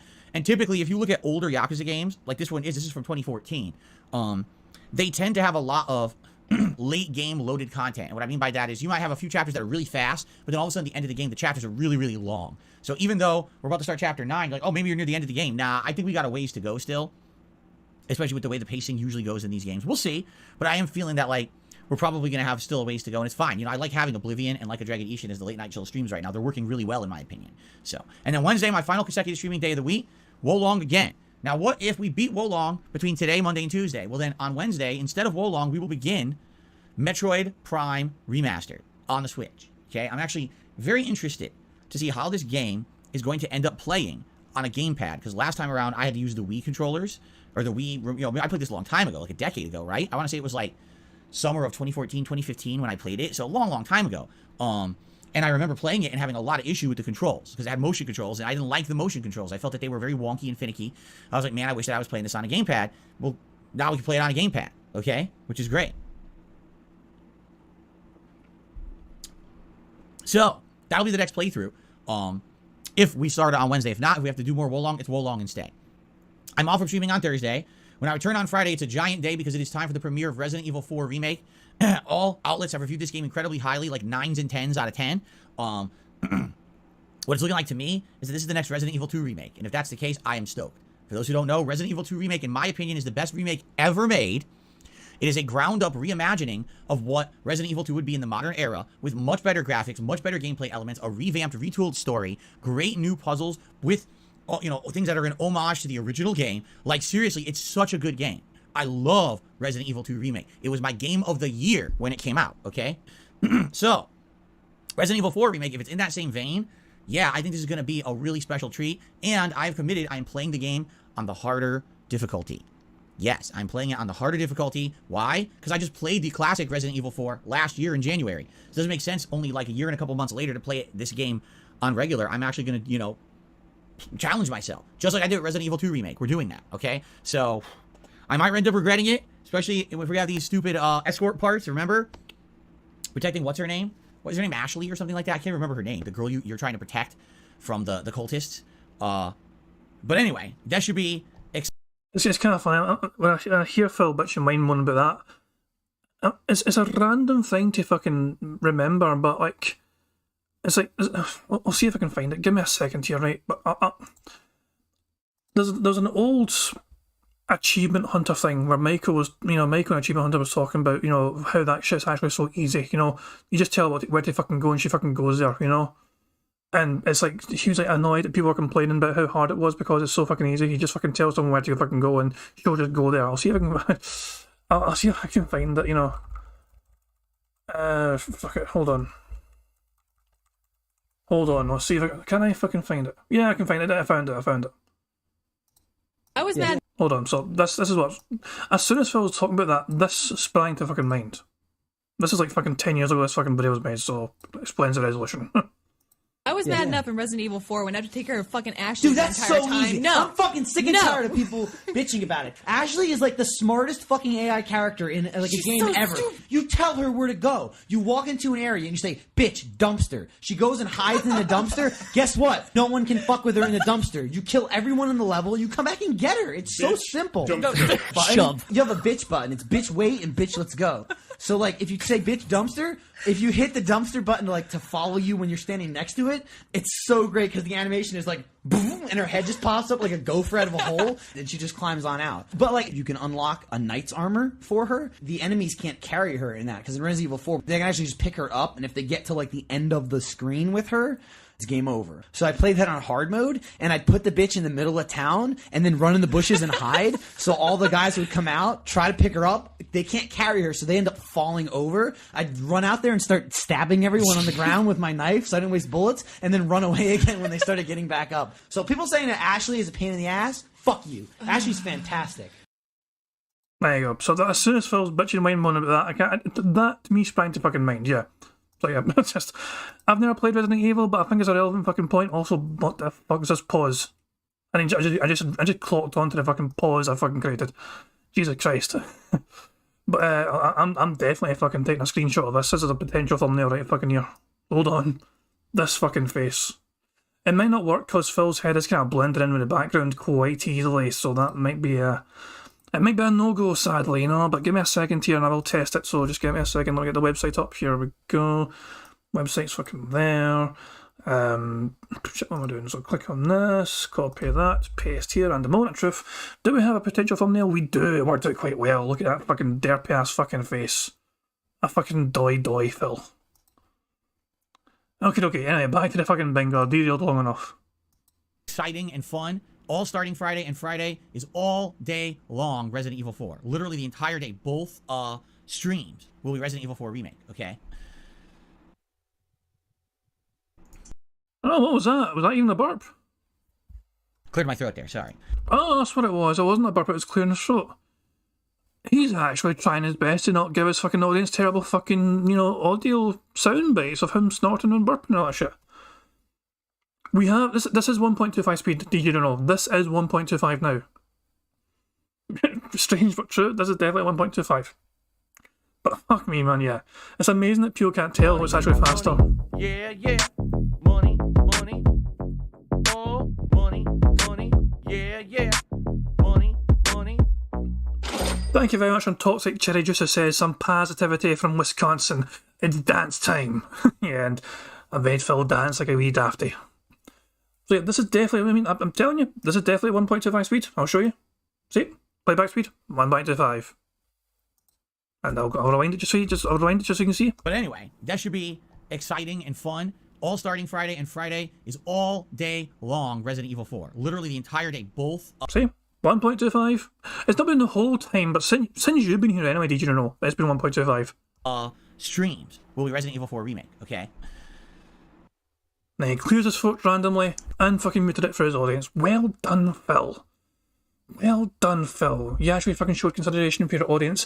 It will never fucking last. Cleared my throat there, sorry. So then, Saturday. The first half of Saturday will be DSP versus the Internet, my weekly React content. And then Sunday night will be more Resident Evil 4 Remake. Sunday, which would now be a week from today, so that's going to be the 26th of March, we have a special long-form React event happening on DSP Reacts. That's going to be DSP Reacts to the continual fall of Wings of Redemption, the second documentary made about Wings of Redemption. This one is by June the King. So this is kind of a follow-up documentary. The documentary that we watched last year was the Down the Rabbit Hole one. This one kind of picks up from where that Down the Rabbit Hole documentary had left off and continues on from that point for like a span of like another 2-3 years, I believe, because this was made in like early to mid last year. So that's what we're doing a big react to next week. And yes, absolutely, I'm going to approach it just like that first one, objectively, fairly, not destroying the guy, at the same time trying to make fair judgments about things that have happened in his past. People were absolutely fascinated by my first react to the first documentary about him. So now we're doing the second one, okay? So there you go. That's all day on Sunday, because that's a over 2 hour documentary. And as you know, when I do the long form reacts to these documentaries, they take forever. Like I did the one to Jared last month, that was like 90 minutes, and that took over 5 hours. So this one will probably be the same kind of a deal. Yeah, we'll probably order food during that event to have a live feasting with the king. Oh God, maybe I should just call it feasting with Phil now rather than feasting. There it is. I fucking knew, isn't it? Called it for that shit. Oh my God, maybe I should just call it feasting with Phil now. But exactly, like Phil. The connotations behind you using king, when you were fucking known as the King of Fate for so goddamn long, and then you fucking have, you go, I got feasting with the king of what? Well, he's known as the King of Fate. He called himself the King of Fate for so fucking long. He even had fucking merchandise with King of Fate in it. So yeah, probably the King of Fate. Feasting with the King of Fate. Naturally, people are gonna fucking assume that's what it fucking meant. So yeah, they fucking clapped on him hard. Like, yeah, maybe you should fucking rebrand that, Phil. But the King of, the feasting with the King of what? Exactly. Probably order food during that event to have a live feasting with the king. Oh God, maybe I should just call it feasting with Phil now rather than feasting with the kings. People are so upset I'm still using the king moniker, even though it doesn't mean what it used to, whatever. You dense motherfucker. Oh my God, people are so upset. People are so upset. Phil, by all means, if you want to keep calling yourself that, do it. But we're going to fucking make sure that people are aware what the king means. When you fucking refer to yourself as the king of what? The King of Hate. You're the one that's fucking bitching and whining about being known as that.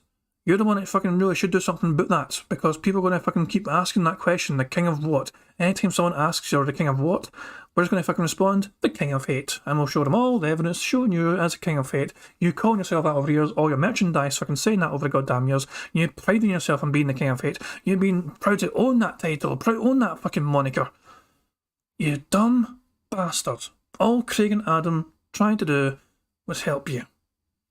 You calling yourself the King of Fate is dumb as fuck. You calling it feasting with the king is dumb as fuck. The king of what? Exactly. Time for a rebrand, Phil. D-Dog says Sydney, not Australia, changes on April 2nd time zone, so free. Jesus Christ, man. It's bizarre. The times are changing. So the clocks go forward for the UK folk next Sunday. So I'll be back to, in the UK, will be back to fucking enduring this podcast an hour later again. This is it's been an hour earlier since I started, but it's because of Phil and American time zones and all that shit. So, yeah. But yeah, time zones are a bastard. I've said that for a long time. The detractors are a global force. You got fucking people streaming from fucking everywhere, you know what I mean? There's people in America and there's people in Europe and fucking hell. I mean, correct me if I'm wrong, but who's the most prominent Australian detractor? Are there any? Like, you know, I mean, as in like content creators, I know D-Dog is Australian, for example, but are there any actual content creators, detractors that are Australian? I'm kind of curious about that, because it'd be kind of good if is Sunny V2 Australian?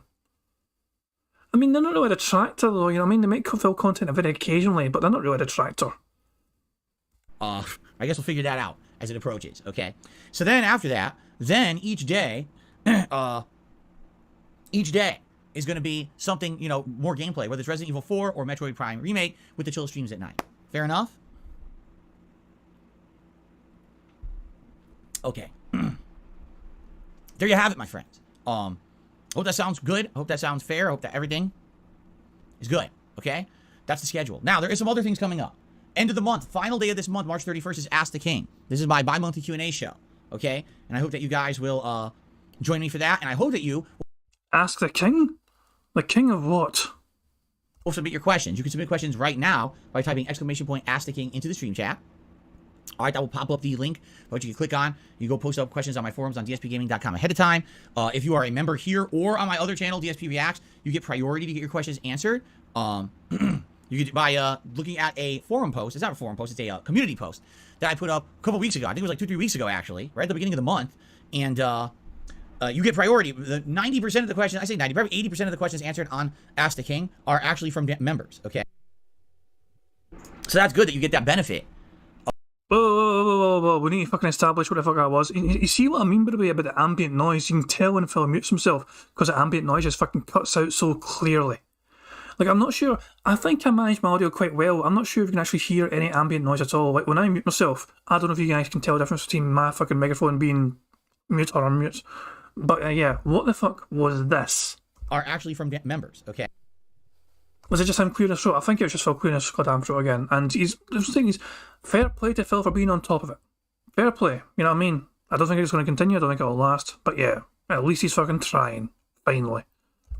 So that's good that you get that benefit of being a member and getting your question answered on the show. So please post up if you haven't yet, if you're a member here or over on DSP Reacts. Those posts were made several weeks ago, and you can post up, and that'll be the priority for that show. Of course, my birthday event is coming in early April.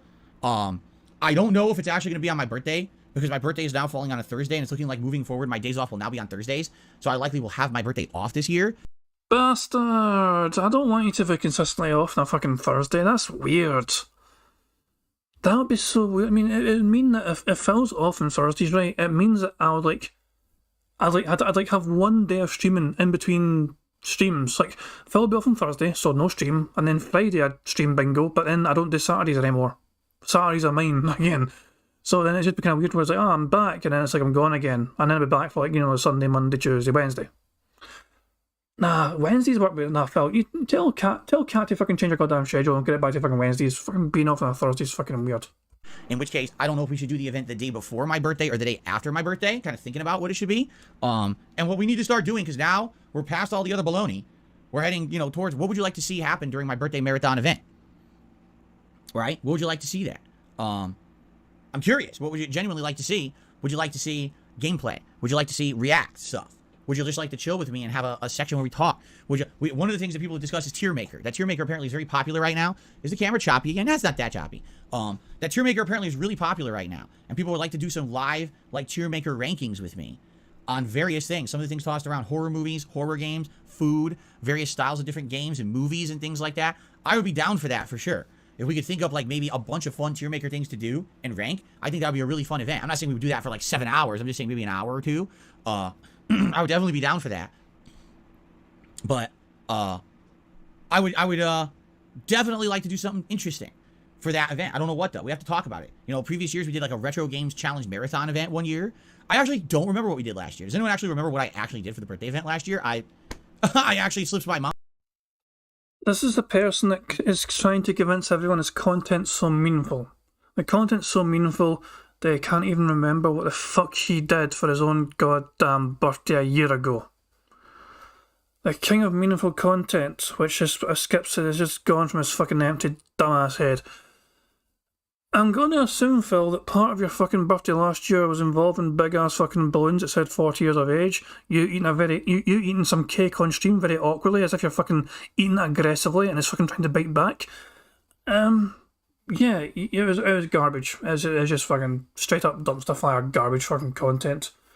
Phil's fucking face eating his fucking birthday cake last year, man. In fact, hold on. I am tempted to try and find it very quickly because I don't think it would be too hard to actually fucking find.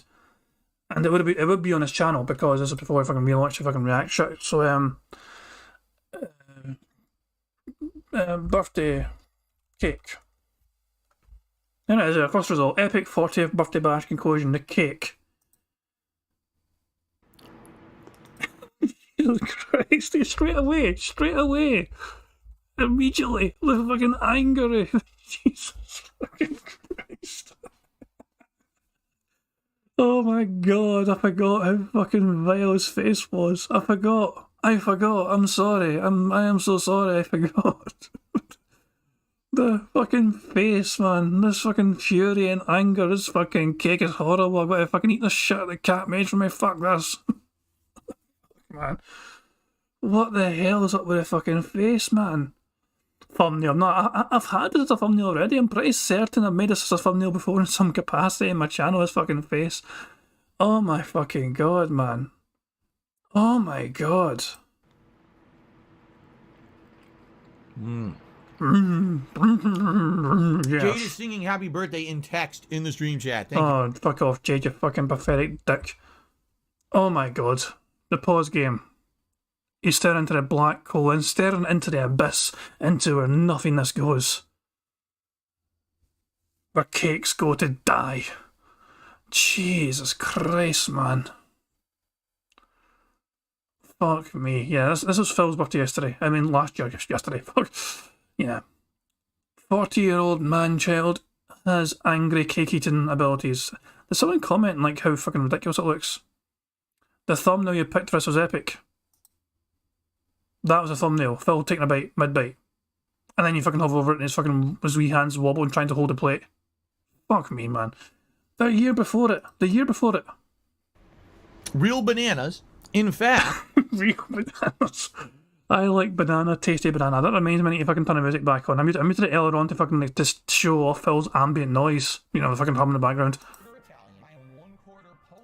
Jesus fucking Christ, man. Okay, fuck, okay. You guys get the idea. Every fucking year is essentially the same. He fucking begs and fucking wants a lot of fucking money and then he gets to fucking eat cake. The end. Happy fucking birthday. fine. What we actually did for it. But anyway, I need your feedback. I need your feedback on what to do. I don't want to just have a day where we're sitting around doing nothing. Obviously, one thing we'll have is birthday cake that my wife's going to make for me. I'll have a piece of that live, right? And we'll probably order food, probably have a meal together. But outside of that, you know, what else would you like to do, right? I'm not sure. We got to talk about this and figure it out and go from there, okay? Cool. All right. So all that's coming up. And then, you know, I've been asked, well, what are the games coming out in April? I mean, the last time I checked, there was almost no games coming out in April. Seriously, like the last time that I actually gave it a serious look, it was just like near nothing. Let's see here. Open up the schedule that I keep. Horizon Forbidden West expansion Burning Shores comes out April 19th. Jedi Survivor was supposed to come out April 28th, but didn't it get delayed? I think it did. Dead Island 2 comes out April 21st. I think Suicide Squad got indefinitely delayed, right? I could delete that. Like, I haven't updated this list in a very long time.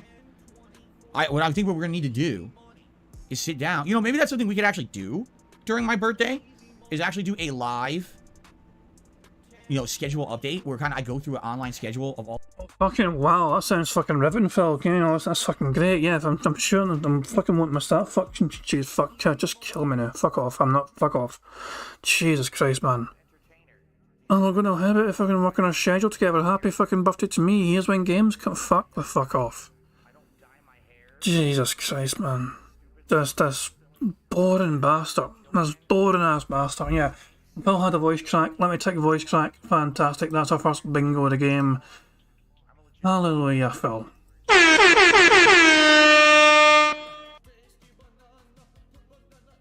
I'm just enjoying the song.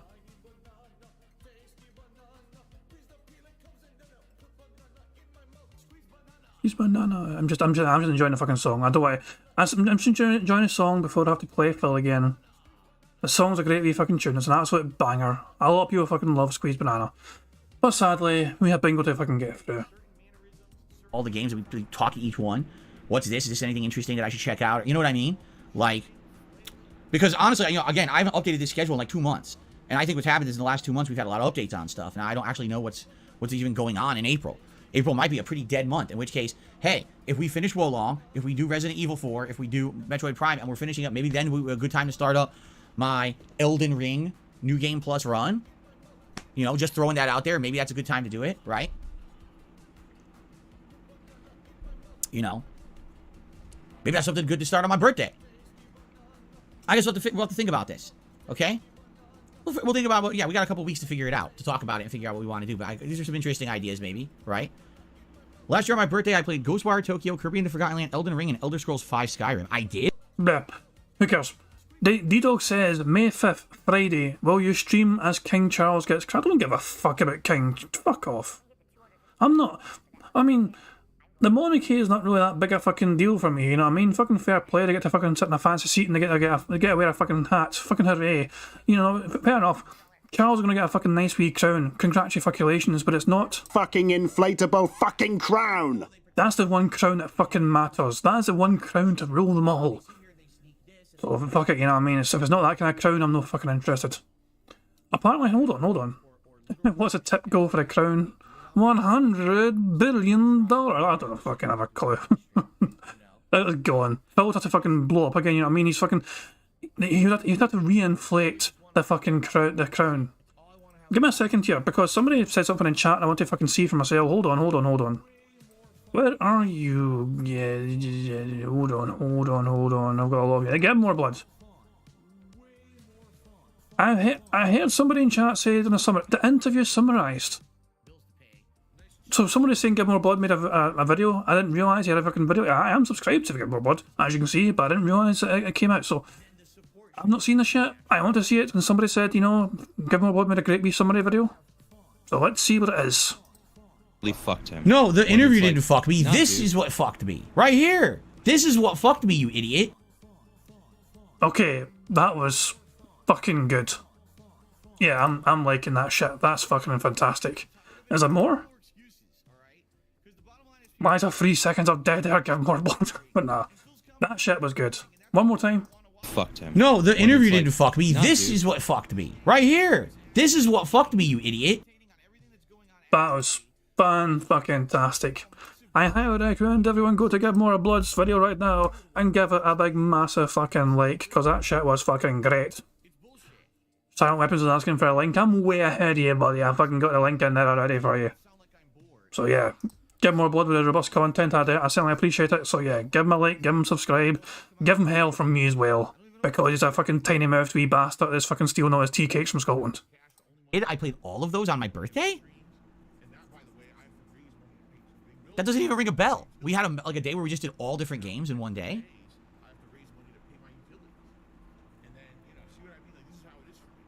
Wow, I don't remember that at all.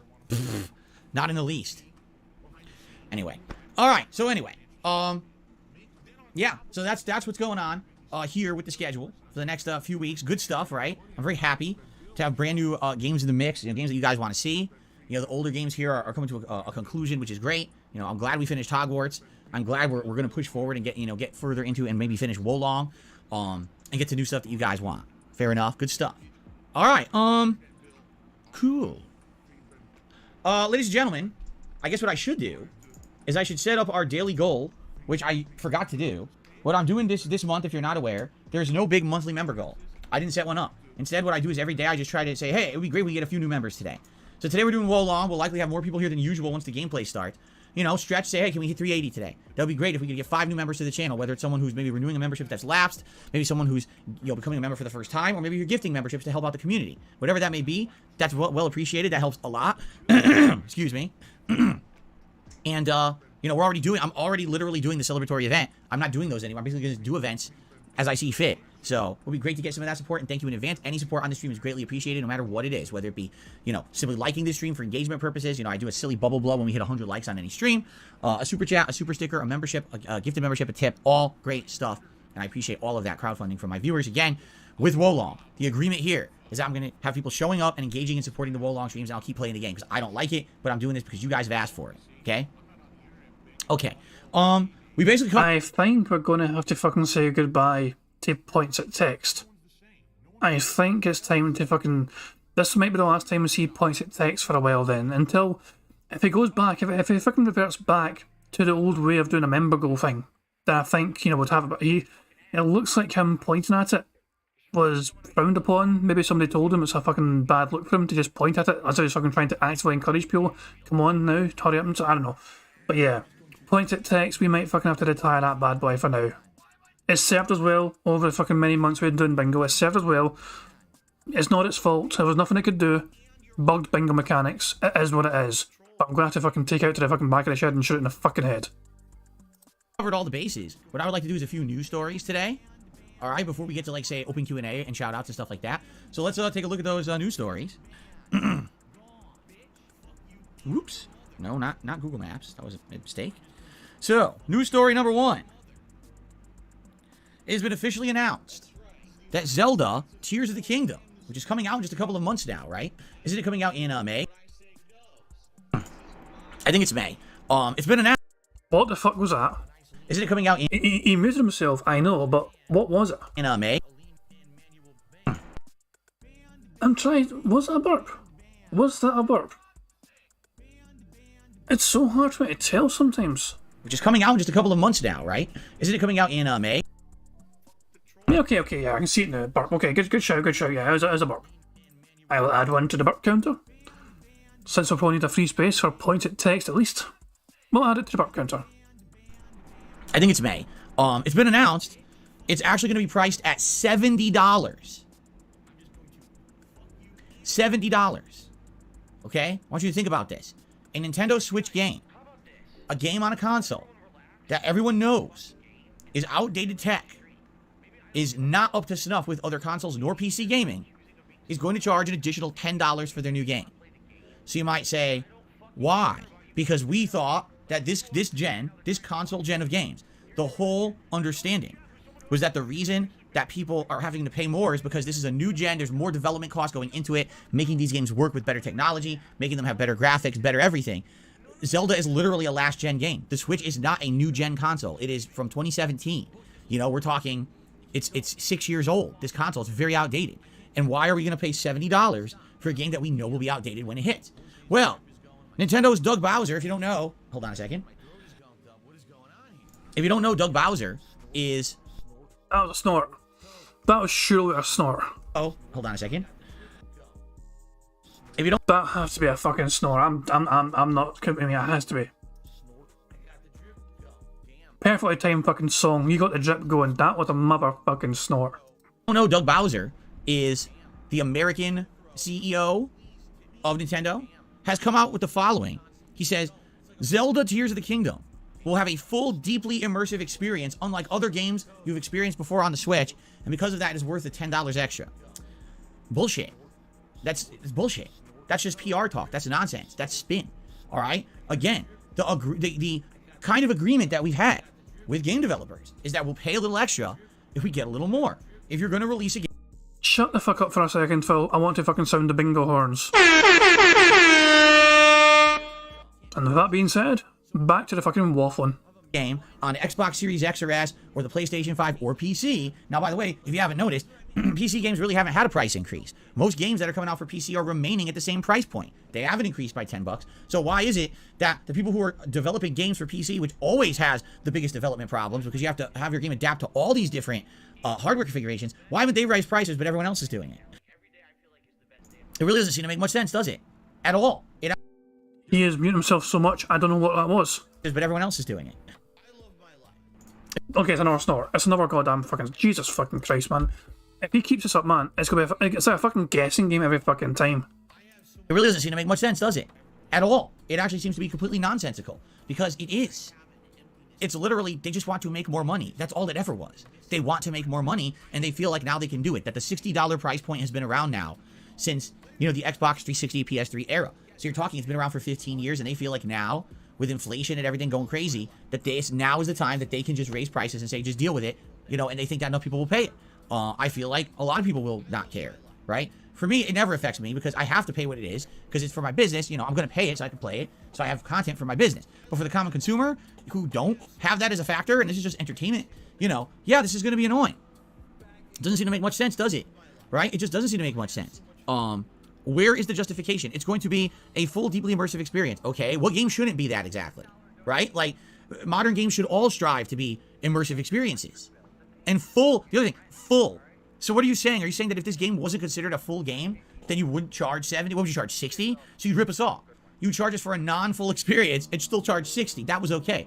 So what he's saying doesn't even make sense when you pick it apart. When you pick apart the statement. Full, deeply immersive experience. No, that's what all games should be. That's what games should be striving to be. You understand? Like, you telling me you're charging me more for what we should already have doesn't make sense. What it proves is that you're ripping people off. Okay? And again, maybe in some weird way you can justify a game on the Xbox Series X or the PS5 because, well, PS5 has haptic feedback and that's something different that has to be developed. Well, you know, on the Xbox Series X you've got this and this and the graphics are better. Maybe, and even then I don't justify. I think it's bullshit, even on there. But literally, on the Switch, there's absolutely, positively, not a single leg to stand on to justify a $10 price increase on any game on the Switch ever. You want to make a new console with better graphics and then raise the prices of everything? Now you've got a case. You have no case. You are a disingenuous jerk for making a public statement like that. That's just stupidity. That's a bad leadership. He should have said nothing. He should have just kept his mouth shut instead of coming out with PR jargon that means absolutely nothing and can easily be picked apart by anyone with a logical mind.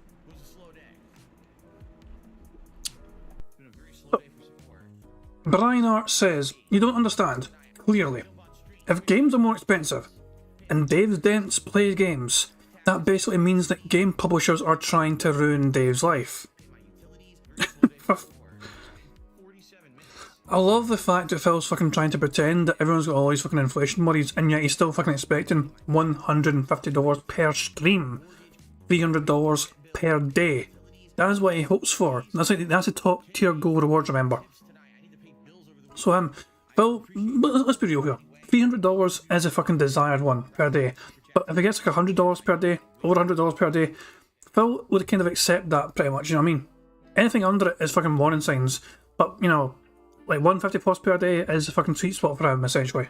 In tips, anything below that, the fucking black shirt gets worn, emergency videos get made, tweets are sent, you know, hints are dropped.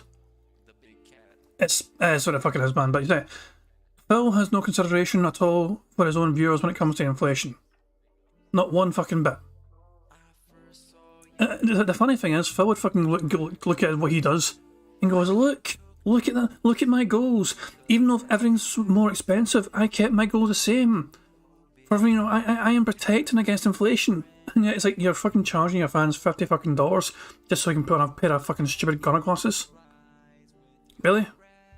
That's not value for fucking money, Phil. For fuck's sake. Just nah. So that's stupid. I think it's really dumb. Obviously, it won't matter because as we've talked about so many times over the years.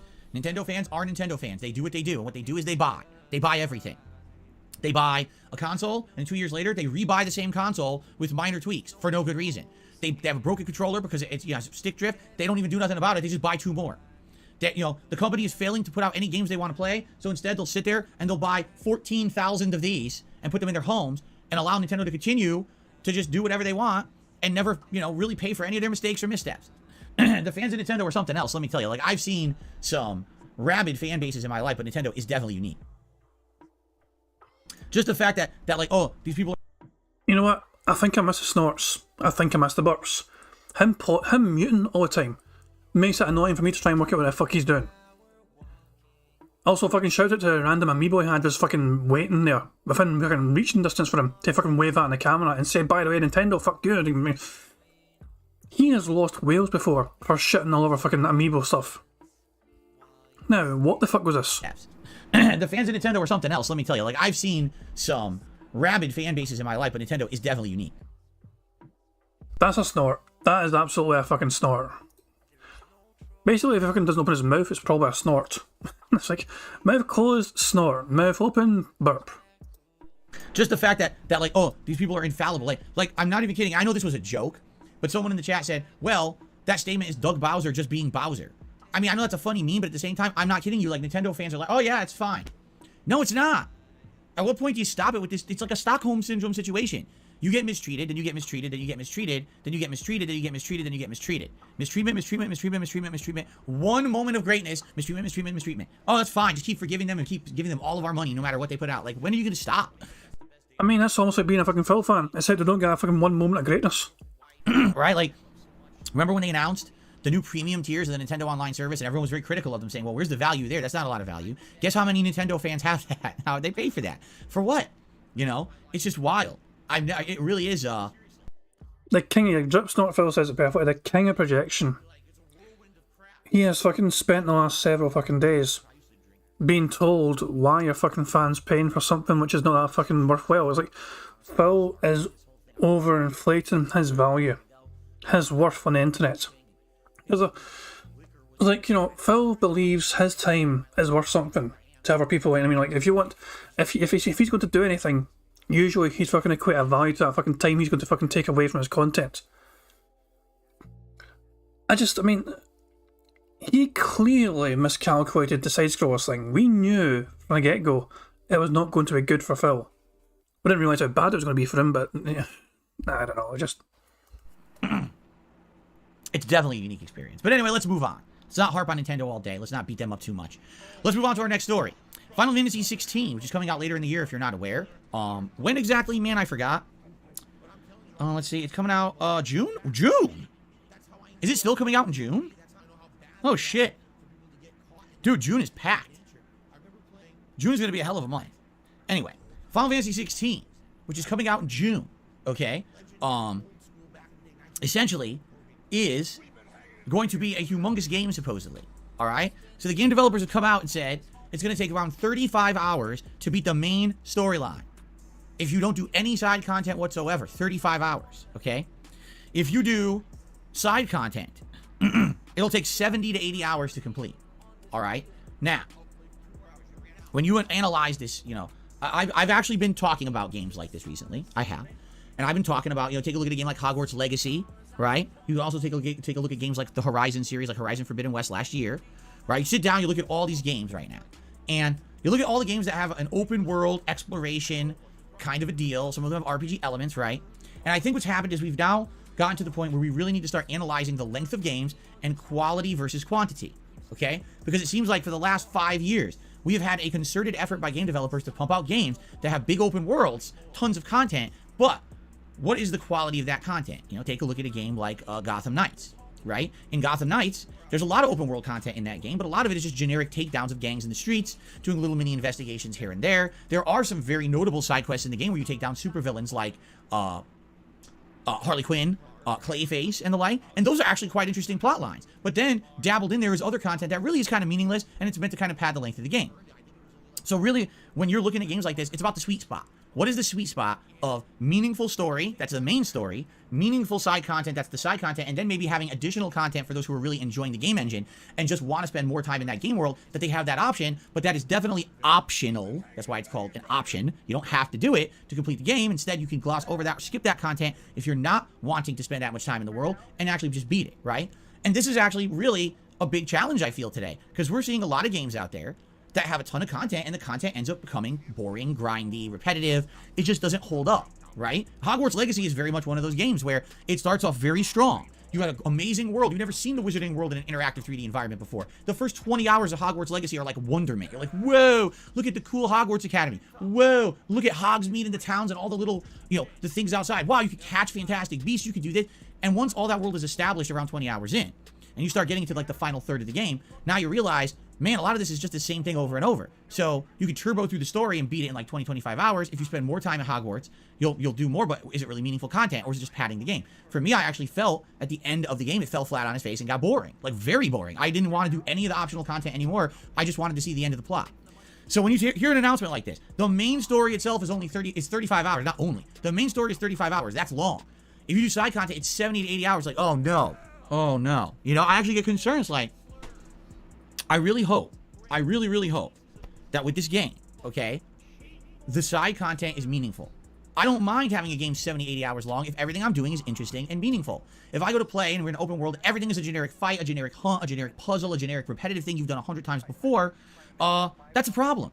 And yes, you have to understand that also my perspective will likely be different than yours. If you're someone who just is going to play this game for your own private enjoyment, in your own home, you're not a broadcaster, you're not a content creator, you probably say the more the merrier. Give me the more content, the better, that's fine. For someone like me, you know, this is a game that I have to make an entertaining playthrough out of for you guys. So, do I turbo through the 35 hours of gameplay to beat this game within about a month to a month and a half? Do I take my time and do open world exploration? Because here's the thing. I know for a fact the longer a playthrough goes, the less interest there'll be in it. Hogwarts Legacy was incredibly interesting, and everyone was interested to see me play at the beginning. By the time I just finished it the other day, no one cared. I was barely getting 200 viewers a stream. The views on YouTube were abysmal. Everyone was like, just finish this game and move on. You see? Boo fucking who? You're fucking shit and you're fucking boring. You're fucking relying on games to fucking entertain your audience because you fucking can't entertain your fucking audience. By the way, we got another fucking bingo. We are 6 away from a full house. Fuck off, Phil. This boring bastard is fucking really fucking doing. I'm going 1.5. I'm going 1.5 speed. See, there is a thing to be said about audience retention. It's hard to do with insanely lengthy games. So, you know, oh, it's 70, 80 hours long. Great. Should I play this game for 4 months? Right? Hogwarts was a 45-hour playthrough for me, and that took me a month and a half. So just think about that. An 80-hour game, you're talking probably 2 to 3 months. You're talking Elden Ring levels of length, right? I think Elden Ring was like 120 hours for me or something like that. And that's exactly, Anthony says, by the time you get to that point, most of us has already completed it. You're right. You're absolutely right. It's a double-edged sword for me because the more time that I take to actually fully explore a game world for streams and content, the longer the playthrough is, and then most of you who played the game are already done with that game and moved on. You don't really care about my end game experience because you've already seen it yourself, and you know you already read what's the next game, right?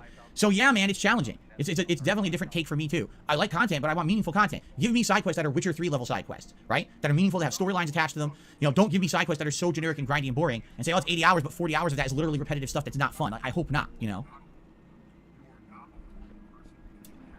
So, Casanova says there's only one way to find out. I know, play the game, right? And I am. I'll definitely be playing Final Fantasy 16. Absolutely, I will be. And I hope that you guys will join me in June when I play it. But yeah, it gets a little concerning when you hear that a game is that long. Like, uh-oh. Like, I hope that it means it's going to be meaningful, right?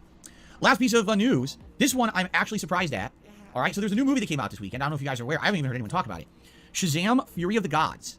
Now, this is the follow-up to the Zachary Levi Shazam movie from a few years ago. Now, for them to understand, that movie did really well. Everyone rated it well. Everyone liked it. It made a lot of money. It was a comedy combined with a superhero-style movie. That's what Shazam is supposed to be. That Shazam is actually a child who stumbles upon the powers of a god, so there's a lot of humor involved there. It's not some mature person. It's a kid, basically, with superpowers trying to save the world. Apparently, the movie did well. I haven't seen it yet. All right, the first one. So this new movie came out. Get this. It did horribly. It completely has underperformed. Shazam! Fury of the Gods made less money in its opening weekend this weekend than Morbius did. Morbius made $39 million. Shazam! Fury of the Gods has only made $30.5 million. I mean, it's got nothing to do with fucking gaming content, I know. You know what I mean? It's not fucking video game related. But in terms of Shazam 2, I saw Shazam 1, the first one. It was a decent movie. It was okay. It was enjoyable. You know what I mean? I'm not gonna... It might be rewatchable very occasionally, but it was an enjoyable movie to fucking sit through. I had no earthly idea they were making a second movie. It was fucking news to me. When I fucking heard that it done terribly, performance-wise, I didn't even realise they were making the fucking thing. Never mind fucking saying it done terribly. So, yeah, maybe it didn't do fucking well because no cunt fucking heard it was getting made. I mean, I didn't actually fucking look out for news for it, but I've seen very little promotion for a second movie. At least in hearing, like, I was not aware it was getting made. I didn't hear much at all about it at all. I mean, so maybe it's just poor promotion or something. I don't know. But yeah, it's not done very well financially. You know, the performance for it is not done very well whatsoever. But yeah, it's just. But Phil, this is a gaming channel, DSP Gaming News. Why are you fucking talking about this like you're some sort of fucking variety, some show? No, you're not. You're not some fucking variety show, Phil. You're just some fucking man-child. Is that why you're fucking talking about the fucking movie? A child with the powers of a fucking god. Do you fucking see that fucking thing and think, oh, I can relate to that? Does it remind you of you, Phil? Like a child with the fucking powers of a fucking god? Is that what you think you are, Phil? That's a fourth underperforming, 25% less than Morbius. And Morbius was considered a ginormous flop. So, what happened? And it's weird because I'm looking online and everyone seems to be under the impression they don't know why it tanked either. I think professional reviews weren't so good. Like the pro reviewers said that it wasn't good. Marketing, see, one dash says the marketing was weird. I didn't see any marketing for it. I think maybe I saw one or two quick things here or there on the internet, but I haven't seen that much of it. One dash said I didn't even know it came out. Yeah, I mean, if you didn't even know the movie was out, right? Maybe that's it. Maybe they just didn't put a lot of marketing in it. Maybe they felt that the word of mouth, because the first movie did well, that this one would do well. You know what kind of this reminds me of? To equate it to something gaming-wise, it reminds me to The Evil Within 2, where everyone liked the first game, even though it wasn't perfect and it did receive some criticism. Shazam did get some criticism, but people seemed to like it, right? So a few years later, the sequel comes out, and no one even seems to know it came out, and now no one saw it. And it's like, I wonder what's going on. There's many different things to be considered here. Number one, let's be honest, the DC Cinematic Universe isn't doing well, right? If you take a look at the DC movies of the last several years, most of them have underperformed. Yeah, the attempt at doing a Birds of Prey movie, that flopped. The Suicide Squad reboot with James Gunn, that actually completely underperformed from what they wanted it to do. The most successful thing they've done is the Zack Snyder cut of Justice League, which is digital only. It never really hit theaters. So when you look at it, this DC universe already, what's the best performing DC movie of like the last several years? Joker. And that one is not set in the DC Cinematic Universe. It's a standalone movie in its own universe. You know, we just had Black Adam. Black Adam flopped. And now had The Rock in it, and it flopped. So you see what I'm saying? Like, it seems to me like these DC stuff is just, anything that's in this cinematic universe is just not doing well. There's some exceptions, like the first Wonder Woman movie, the first Aquaman movie. Actually, I read this too. They actually have Aquaman 2, an early version. It's not finished yet, but they screened Aquaman 2 for audiences, and the audiences hated it. The audience, you know what it is when they screen these movies early for audiences? They watch, and then they give them like a ratings card or whatever, and they rated it like pathetically bad. They thought the movie was shit. So, what I'm saying, like, maybe they need to kind of realize the whole DC Cinematic Universe thing didn't work, right? And it's funny because now James Gunn apparently is going to do a Superman movie. It's like, that's great, but I think you need to start over again. Really, I feel like you have to. It hasn't worked. You tried this giant cinematic universe, it didn't work. People don't like most of the movies. So why do you keep sinking time and money into this stuff? It's time to like really think and start over in a creative way. You know, really when it comes down to it. Okay, ultimately, who's to blame? The people in charge. Because, for example, the guy who made the original Suicide Squad movie actually came out and said, that's not the movie I wanted to make. Like, I wanted to make this particular movie with this plot and this stuff, and they ruined it. They chopped up my movie and said, no, that movie won't work. You have to do this and this and this. And they changed his creative work to the point where it wasn't his anymore, and it was what they thought. Some corporate people thought this is what people want, and that Suicide Squad movie sucked ass. It did. That first Suicide Squad movie, the only funny parts are like the interactions between Will Smith and a couple of the other characters, how they have some interesting dialogue and acting off of each other. That's it. The action sucks. The plot sucks. It's a movie that sucks. You know? So, who is it in charge who's throwing money around but doesn't understand the DC universe and the, you know what I'm saying? Like, who's doing it? I don't know who's doing it, but it just seems to be like they, you know, they need to seriously reconsider. You know, right now I'm watching Zack Snyder's Justice League. I am. I'm almost done with it, actually. I'm going to try to finish it up tonight, and I'm going to do a review of it probably tomorrow night over on DSP Reacts. Okay? Now, what actually came out in the theaters was a 2-hour version of this movie that apparently was an abomination. It skipped insane amounts of content and plot points. The visuals were terrible. They had this weird, this like dark lighting tone to it. I haven't seen that. I'm watching the Zack Snyder cut. Yeah, the Zack Snyder cut is long. It's 4 hours long. Yeah, the Zack Snyder cut has a lot of very overdramatic, slow down scenes where here, I'm going to do some action. Here we go. Why are they moving so fucking slow and everything? Like, there's a million of those. Hold on. This is potential thumbnail material here. Oh yeah, camera point. I guess I can count it as camera point. Okay, here we go. It's kind of pointing to. I'll look at it himself. This is making sense for these. Oh yeah, I can see myself. I look at him. No, he's looking at himself the whole time. I need to fucking look at the camera. Hold on. There we go. Paparazzi, no! No pictures! Stop taking pictures of my fucking wife! Your cameras aren't big enough. Jesus fucking Christ. Yeah, oh my fucking god. Hold on. Let me just test it, okay? Let me just test it. So, it's because he's doing it slow as well. Because he's doing it all nice and slow. We might get a good cut out of this, you know? Sometimes it's hard to get a fucking shot like Phil did this. So, hold on.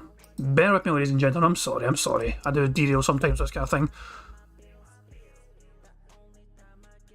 Perfect. I mean, we've still got a chair, which is okay. You know what I mean? I don't mind that. That is a great wee cut. There we go.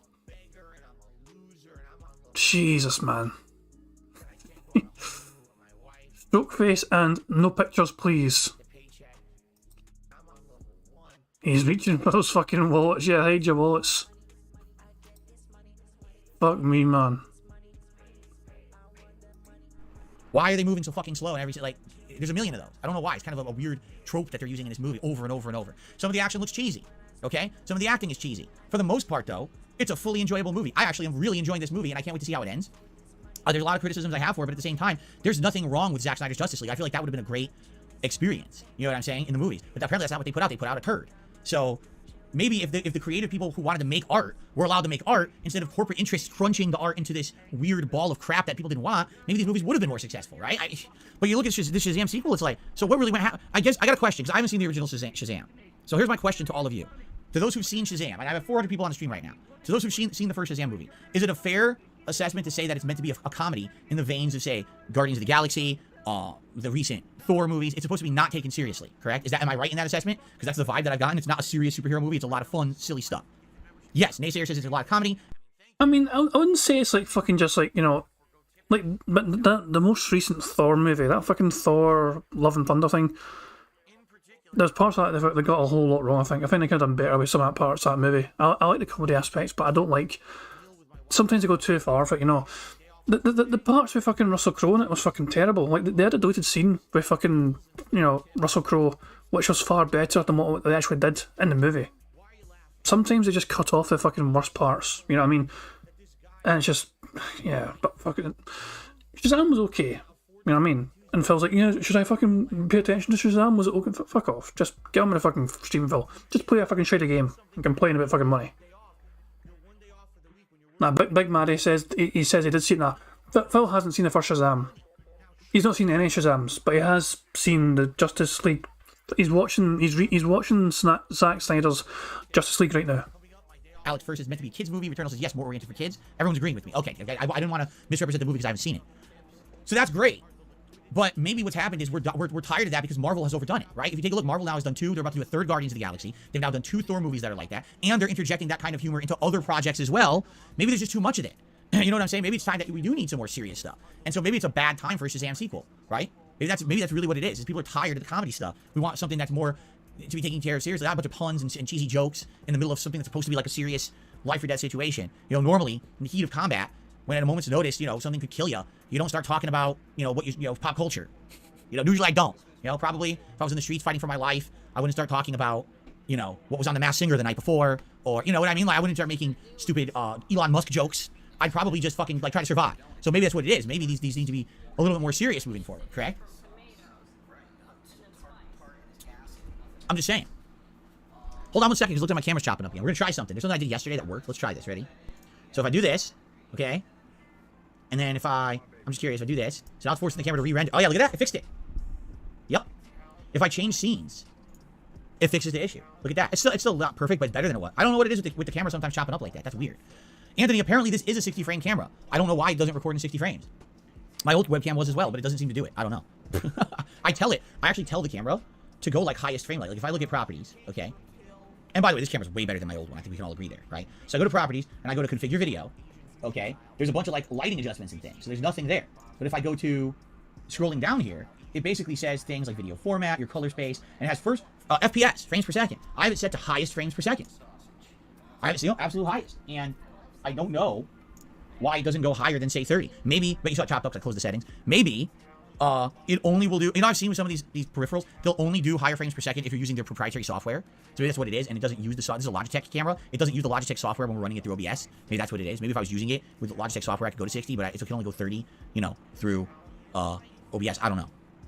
Anyway, oh, here we go. Steven says, I actually did see Shazam last night. The problem is they didn't take a story from the comics. They made up one on their own. It's completely unique. I don't think there's anything wrong with that, especially because, again, this is supposed to be the cinematic version. This is not the comic book version, correct? And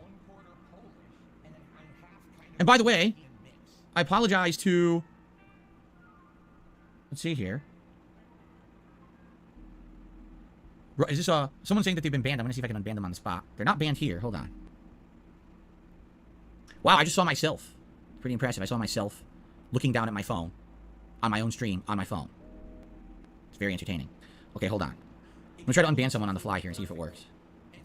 Oh, okay. Ruffian Forever says he can't talk in the chat. Ruffian Forever, it has nothing to do with me. I just checked out on both of my channels, and for some reason, you're not banned. Yeah, so this has been happening.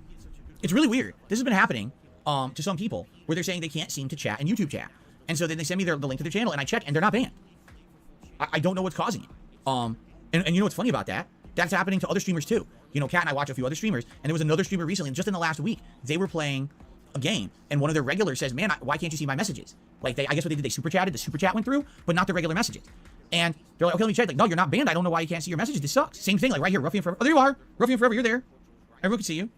You're good. He was never banned. So I don't know why no one can see your messages, dude, but now we can see you. There's something going on. So if you guys think no one's seeing your messages, feel free to send me an email. All right? I would like to check this out for you because I don't know what's going on with that. It's weird. It seems to be something going on with YouTube and being odd, okay? They fixed it in real time? No, I don't think they fixed it in real time. I completely agree. I believe Ruffian Forever that he wasn't able to talk for a few days. I don't know what happened with that.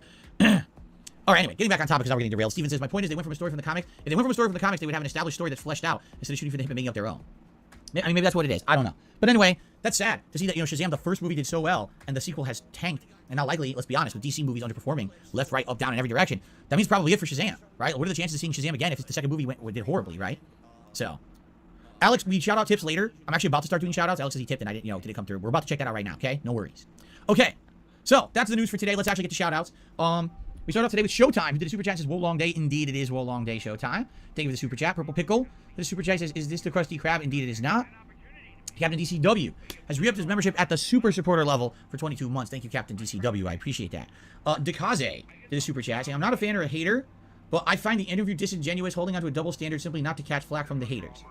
Whatever. I'm done with it. I'm serious. Like, I don't care. I don't want to talk about it anymore. It's a waste of everyone's time at this point to keep even mentioning it. All right? I already said my piece about it. Moving forward, I'm not appearing on anyone else's show. There's just no point. I don't believe there's a single person on this internet that will give me a fair shake. They're all in it for themselves and to make... Oh my god. Oh my fucking god. Yeah, but Phil is not a fucking victim. He's not fucking trying to paint himself as a fucking victim.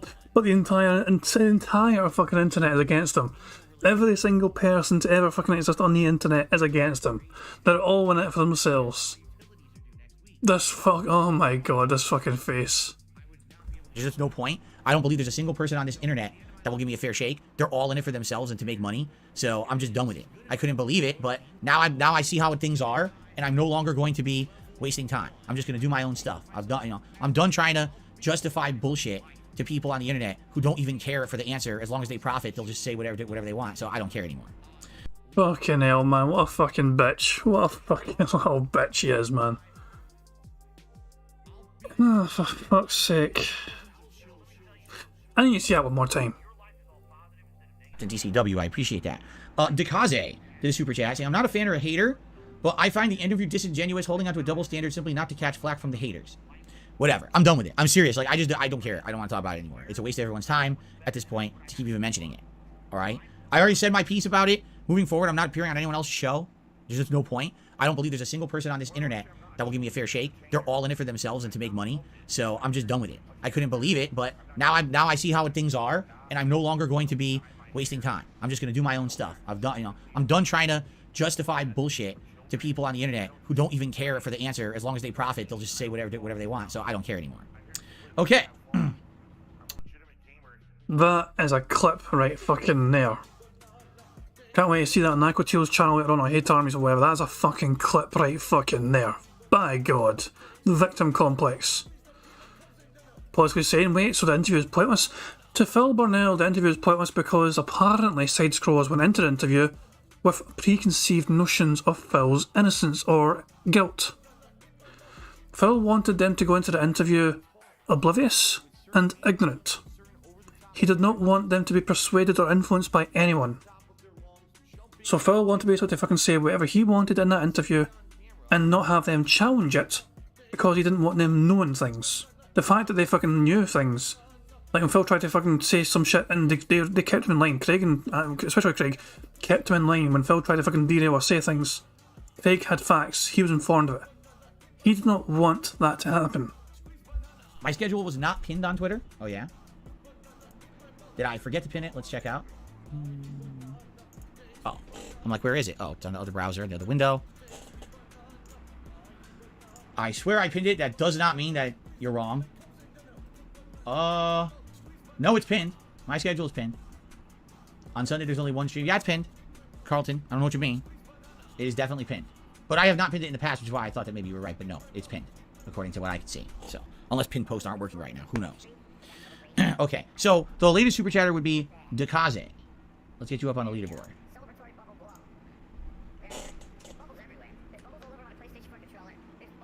Okay. Here we go.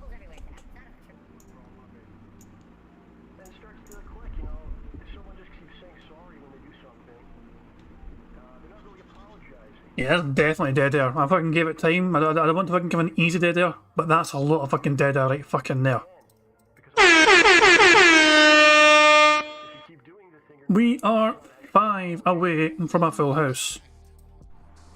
Super Snow Crawl Turbo HD Remix hit me $2. His thoughts on Donald Trump saying he's going to get arrested on Tuesday. Yes, my thoughts are that I don't have any. I don't follow this nonsense. I don't care. I really don't. I don't care. Just being dead honest with you, I really don't give two shits about this political stuff going on, and that's all I have to say. I just don't care. No opinion on it whatsoever. Zero. RC Dick $1.25 tip. Sour nipples.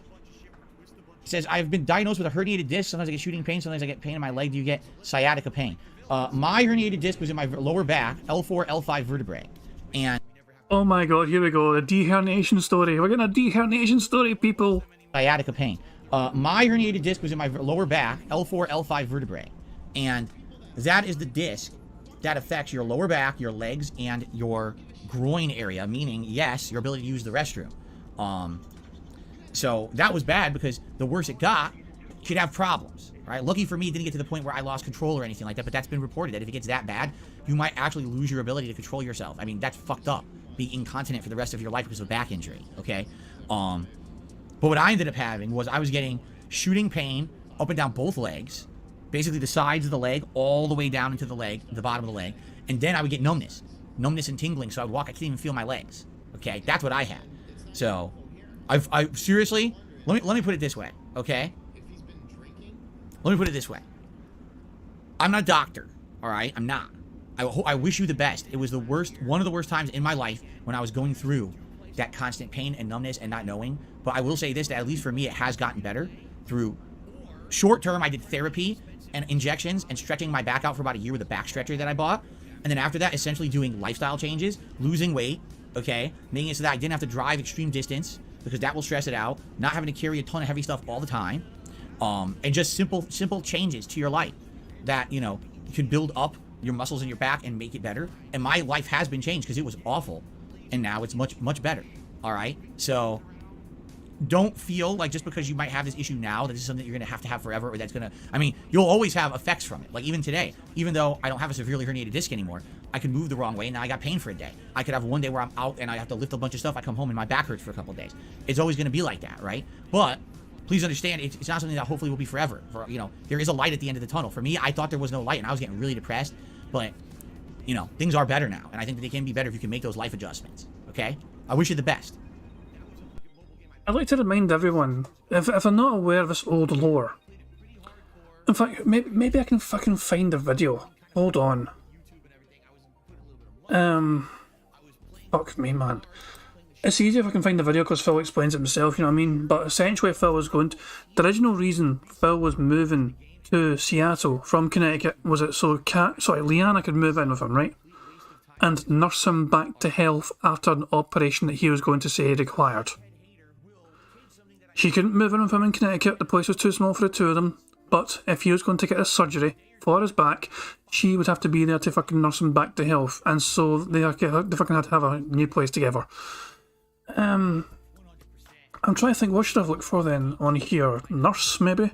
Because I think he did literally fucking mention the nurse back to health from, you know, Liana. So if I type in nurse and fucking Jesus Christ, there's so many fucking results. Let's just go to fucking very back. Let's just work our way fucking forward here. When did he fucking go? Look up spine. That won't help either, I think. Hold on. When did he move? Was it 2012? Something like that? You know, I'm looking for videos where it's like fucking him playing, not playing a game, but him talking normally, I think. Hold on, so give me a second here. 2014, so I'm way fucking still too far back in the fucking past. Just, I mean, this is a good wee fucking clip. 2 seconds. Okay, 2 seconds, sorry. 2014, do we have anything about Phil talking about moving? Nah, I can't fucking find anything. Was it definitely 2014? 2014 is when he moved, okay. Spain, okay, fuck, I can't, it's hard to fucking find it. Spain. I've seen this video a long, 700 results, that's fucking far fucking better, hold on. Actually, surgery. Surgery is a good one to probably fucking go for.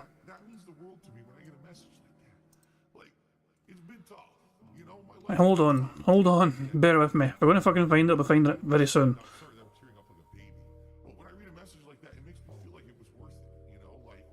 Okay, yeah, I think I found some of it anyway.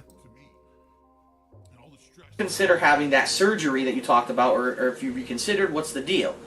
The bottom line is this: the surgery hasn't improved. The surgery is the same as it was 2-3 years ago. It's still very risky. It could actually make me worse than I am right now. Right now, I'm at a point where as long as I relax myself, I don't strain myself, I use my back stretcher, which incidentally is right in front of the floor, my camera on the floor here, that I'm okay. Now, my back did act up in October for a few months there. It was pretty bad. It is getting better again. So for me, as long as my back can stay in this condition, I'm okay with it, okay? It's not that big of a deal. But that might change, especially as I get older. Things might change. Technology is advancing. They are working on technologies for disc injuries like I have. Injections into the spine that will actually swell up and force the disc to stay where it's supposed to be, to lower herniation and such. So as technology improves, I may be able to get something better than just the intrusive surgery. We'll see what happens, but for right now, I'm not considering the surgery. So it wasn't that clip very exactly, but you get what I'm fucking saying. No, he was like talking about his own fans about kind of potentially requiring surgery. Intrusive surgery could be a great fucking thing to look for. See if you really narrow this down. Maybe not. Damn it. not just like an intrusive surgery that may not work. If that's the case, I may just wait it out and go for those. But if those never come to fruition, this might be something like DDP yoga, maybe something I actually seriously look at. DDP yoga. Oh my fuck, I forgot about it. Fucking DDP yoga. Fuck me, man. Jesus Christ. The DDP yoga will save Phil's back. Oh my god. And this fucking foot was bouncing in the fucking last video as well. That's what I'm saying, like... Let's see, I mean, what... oh, for fuck's sake, it'd be great if I can spell right. Together. Move in together. Let's see, 2012. Let me just look for it. I mean, if I don't find it here, I think I'll be calling it, you know, I'll just be giving up on it.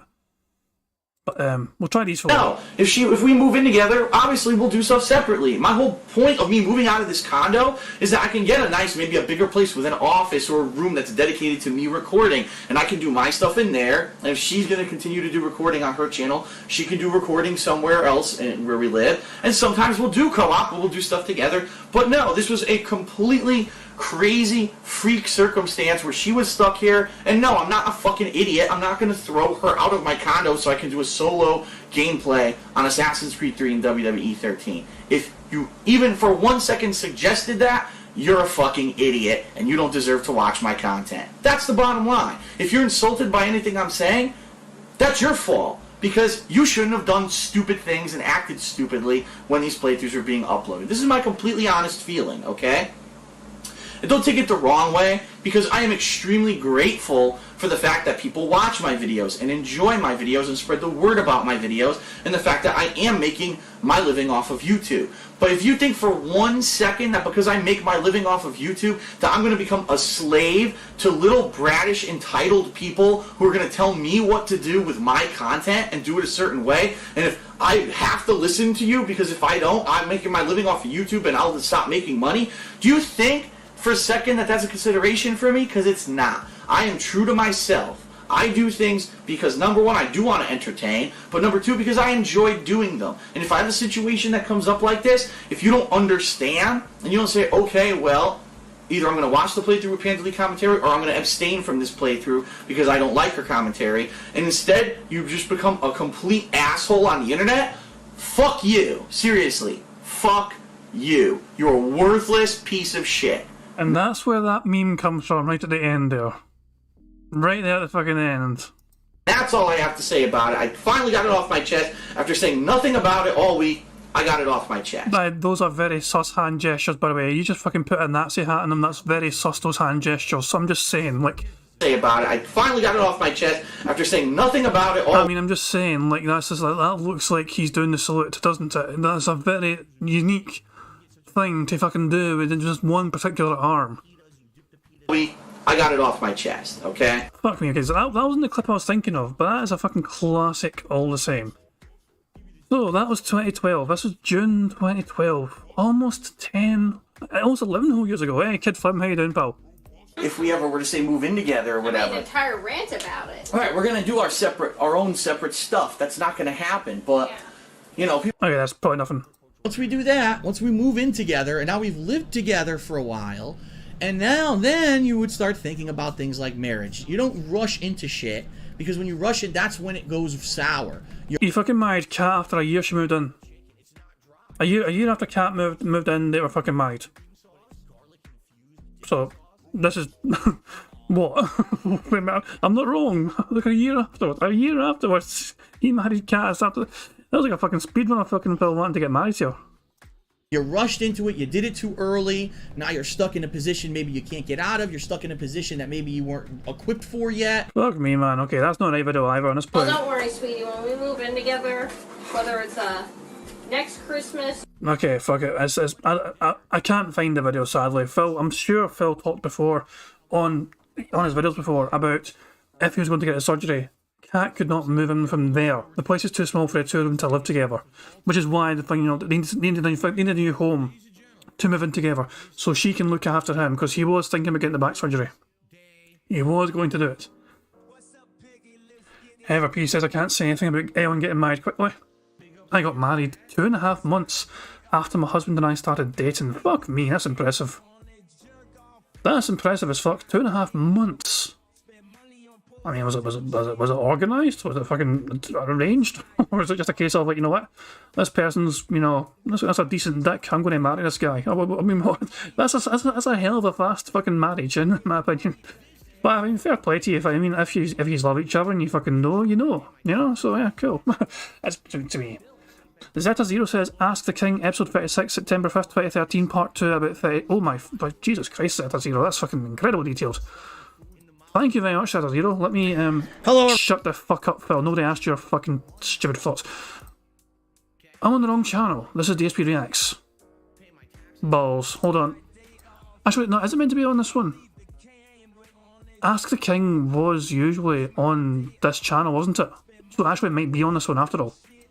Let me search. Ask the King. 36. Ask the King 36, episode 36, okay. Part 2. Part 2. This one here. Okay, September 5th. Part 2, about 30 minutes in. Oh, is it near the end? Possible for me to be driving on the highway with my back in the... Oh, fuck me, hold on. phone. I'm in excruciating pain. No, still back. Hold on. I feel like I should, like, rewind until he's, like, reading. This question was from Twitter. It was from the King of Storm. And he said, how did your back injury start? I've talked about this in the past, but it was quite a long time ago. So I figured this may be a time to get everybody up to speed on what's going on with my back. I have a severely herniated disc between my L4 and L5 vertebrae in my back, okay? It's not something that happened immediately. It wasn't like I got a car accident, someone hit me in the back, I fell. It was nothing like that whatsoever. It was a gradual thing over the course of my life. I can remember when I was a small child in grammar school that we didn't have lockers. That's right, we didn't have lockers. I've seen this clip before. This is great. I've seen this clip before. Check this shit out.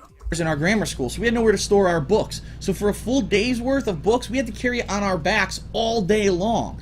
So for, what was it, a good, kindergarten through 8th grade, 8 years of my life, when my back was developing, I had a heavy-ass, 20-pound backpack on, weighing me down. When I was in school, we never had lockers. We used not for fucking school shit. No, I always thought it was amazing to fucking look at these movies, like American-based movies, and they all had lockers in our school. And I'm like, we all had school bags. For me, growing up as a child anyway, in a wee Scottish school, we had school bags to do everything. Our lunch was in our school bag, our packed lunch, as well as our books, everything we needed for that fucking day was in the school bag. We carried that shit around all fucking day. I'm sure that might have been a contributing factor to why my back has problems. Probably not, Phil. No, probably because you're just such a bitch. Okay. Over the years, I was kind of a very physically active guy. I used to play some sports. In addition to that, I used to play competitive Street Fighter. Competitive Street Fighter used to be held in arcades, not at home sitting on a couch playing on your couch with a gamepad or a joystick. It was all standing up for hours on end in arcades. In addition to that, most of the jobs that I had until I got out of college were jobs where you're standing, whether it was fast food, whether it was selling computers or products at Best Buy or Circuit City. I was constantly on my feet all the time. And I think because of that, again, the fact that in my developmental years, my back always had a big heavy weight on it. During the course of my life, I always had jobs where I was standing up. That could have contributed to my back. But I can point out the one point in my life where I realized I have a serious back issue. My back had been giving me pain, soreness, some shooting, like nerve pain, and it was really pissing me off. I didn't know, what was it? What was the source of this pain? And I remember this one day I was actually playing football. It wasn't, physical, it was touch football in a local park, and it was someone's birthday, I believe. One of my friend's birthdays. And we were playing it in touch football, and I remember playing it, and after playing it for about 2 hours, my fucking back hurt so badly. And I was like, what the hell was it? I don't remember, was it because the ground was too hard and I was running on rocks? And, I was trying to rationalize what was it that was the problem with my back. And then finally I said, I can't take it anymore. I gotta go to a doctor. Went to a doctor. He took x-rays and tried to tell me there was nothing wrong. I said, doctor, are you out of your mind? Right now I'm talking to you on the phone. I'm in excruciating pain in my back, and you're going to tell me there's nothing wrong? I don't think you know what the hell you're talking about. He says, all right, I'm going to send you to an MRI. Went to an MRI. They found my disc in my lower back was to the point where it was going to explode. That's how severely herniated it was. It was to that point. And he said, listen, if you don't immediately make lifestyle changes, you're going to be in serious you're going to be in operations, you know, to fix this, and it might not even work. You're going to be in serious trouble for the rest of your life. I said, all right. So I had to make life changes. I stopped doing heavy physical activity, heavy lifting of stuff. I used to drive everywhere. I don't drive on the highway anymore because my back hurts so badly, and it actually does stress out that portion of your back when you are driving on the highway. What if I was driving on the highway 65 miles per hour and I get a back spasm or something, or a car swerves in front of me, I need to brake and I can't because my back hurts and, you know, I'm delayed? I could die. Or, God forbid, I could kill someone else. It would be very irresponsible for me to be driving on the highway with my back in the condition that it's in, okay? I can't do physical, you know, like working out. I used to lift weights. I can't do that anymore because it's going to put stress on my back. So what I've done is I've made lifestyle adjustments to find a way to keep my weight down, by the way. If you haven't noticed, over the past few years, I've done stuff to try to lose some weight so that I'm not as heavy as I was. And I think the last time I weighed myself, I was the lightest. I'm around 207 now, which is pretty good. Obviously, my goal weight is probably around 190. But I'm doing good with my diet, you know, not going overboard, eating, you know, fatty foods. And that's funny because people watch my DSP tries it. He always eats fast food. It's not the case. Most of the time I'm eating healthy stuff. I'm eating turkey burgers. I'm eating veggie burgers. I'm having, you know, healthier stuff. And I eat a way less than I used to as well. That's pretty much the story with my back. Now, here's the thing. I've always held off from getting a back surgery to fix my back because it's very risky. The back surgery that they do, it's very intrusive. They have to cut you open you up, you know, take the disc, cut the disc out, fuse the spine physically. It's very time consuming and it's a very risky surgery. And I actually know a couple people who got it and are much better. And I also know a couple people who got it and they're actually worse than they were before. It's very touch and go. It's not foolproof. The good news is, I have heard that they now have, it's new, it only came out this year, a new method to do the same kind of operation that's less intrusive using lasers, all right? And what I'm actually thinking of doing is that next year, hopefully, I'll get to move. If I do move out of Connecticut and I move in with my girlfriend, at least I'm living with someone. So if I can go get this surgery and get my back fixed, and let's say I'm laid up for 2 weeks because of it, I at least have someone who's with me who can help me to get around and stuff. That's the problem right now, is if I were to have the surgery right now, I'm bedridden. I'm bedridden for a month, and who's going to be bringing me food? Who's going to help me get around? Who's going to, you know what I mean? I couldn't do it. I live alone. I need to be able to move to a bigger, better place where, number one, it'd be easier for me to get around if I do have the surgery, and number two, someone who's living with me to help me, and I don't have that right now. That's really, I have to be honest with everyone, that is one of the major reasons why this year, and I've apologized to everyone for this, there's been a little bit more negativity around me, because I was originally hoping that this year would have been the year that I could have moved, and I could have moved in with my girlfriend, and I could have maybe gotten the back surgery and improved my life. And because I got the pay cut from Machinima earlier this year, because my views are obviously down this year, no one's arguing that, I've unfortunately been forced to not be able to do that. I had to hold off, and now I'm kind of up in the air, touch and go, because I don't know at the end of this year, is Machinima going to renegotiate my contract again? Am I going to be making even less money next year? Now I got to put it off again. You get what I'm fucking saying, though. By the way, thank you very much, Zeta, for finding it. I'm sorry for derailing for so long, but it's fucking driving me mad. I just fucking knew if I can talk to this in the fucking past, where I was like, oh, I need to fucking move in to a fucking bigger place, because if I get this fucking surgery, I can get fucking looked after by Liana, and the Connecticut place is too small for the two of my partners long fucking term. So that was one of the reasons why I was fucking trying to get with his audience to fucking, hey, support me guys, please, so I can fucking move in and get fucking looked after if I get surgery. And then it fucking never happened. He moved there and decided, you know what, Seattle Air is amazing. The Seattle Air kept my fucking back. I deherniated because of the fucking Seattle Air. Thank you much again, Zero. Thank you for finding that. Cheers. But anyway, I'm way behind doing full shit. But yeah, I felt it was worth, you know, going down that wee detour. But I can't even remember why I did it in the first place. Why did I fucking detour myself like that? It's always going to be like that, right? But please understand, it's not something that hopefully will be forever. You know, there is a light at the end of the tunnel. For me, I thought. Oh yeah, it's talking about his fucking back. That's why. That's why. Because Phil's talking about his fucking dumbass back anyway. And the whole reason they fucking moved in the first place was so fucking Leanna could fucking nurse him back to after surgery, which never fucking happened. There was no light, and I was getting really depressed. But, you know, things are better now, and I think that they can be better if you can make those life adjustments. Okay? I wish you the best. Okay. Let's take a look here.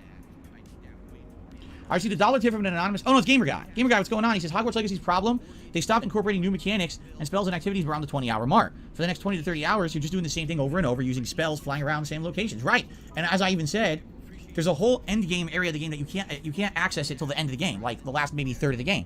It opens up and you're like, oh wow, there's a whole new area we haven't even been to yet. This is going to be neat. Can you imagine all the fun content we're going to do there? You show up, it's literally exactly the same content you've been doing for the first 25 hours. It's Merlin puzzle wizard trial, taking over a base from generic enemies, you know, capturing fantastic beasts. Like, I've already done all this. I don't really have any desire to do this. You know, we already kind of did this. So, okay.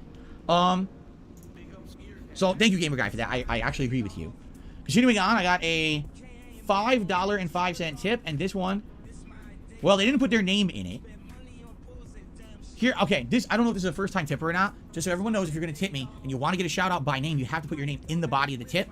All I see is an email address and the body of the tip, okay? So if you could put your name into there, because this might be a first-time tipper, I don't recognize the email.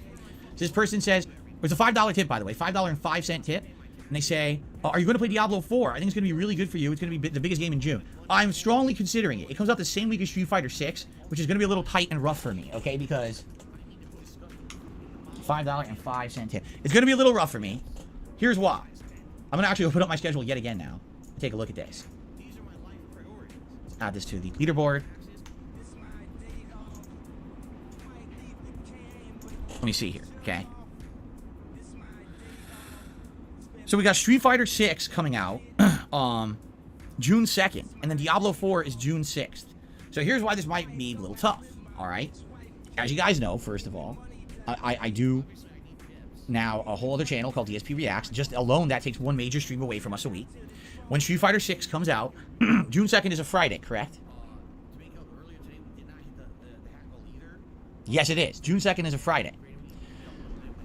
Basically, the way I see it, Street Fighter 6 is going to end up being a crazy thing for me. Even if the game isn't good or I don't like it or both, you know, I still think at launch, there's going to be an insane amount of hype behind this game. There's going to be people who want takes from people all over the internet.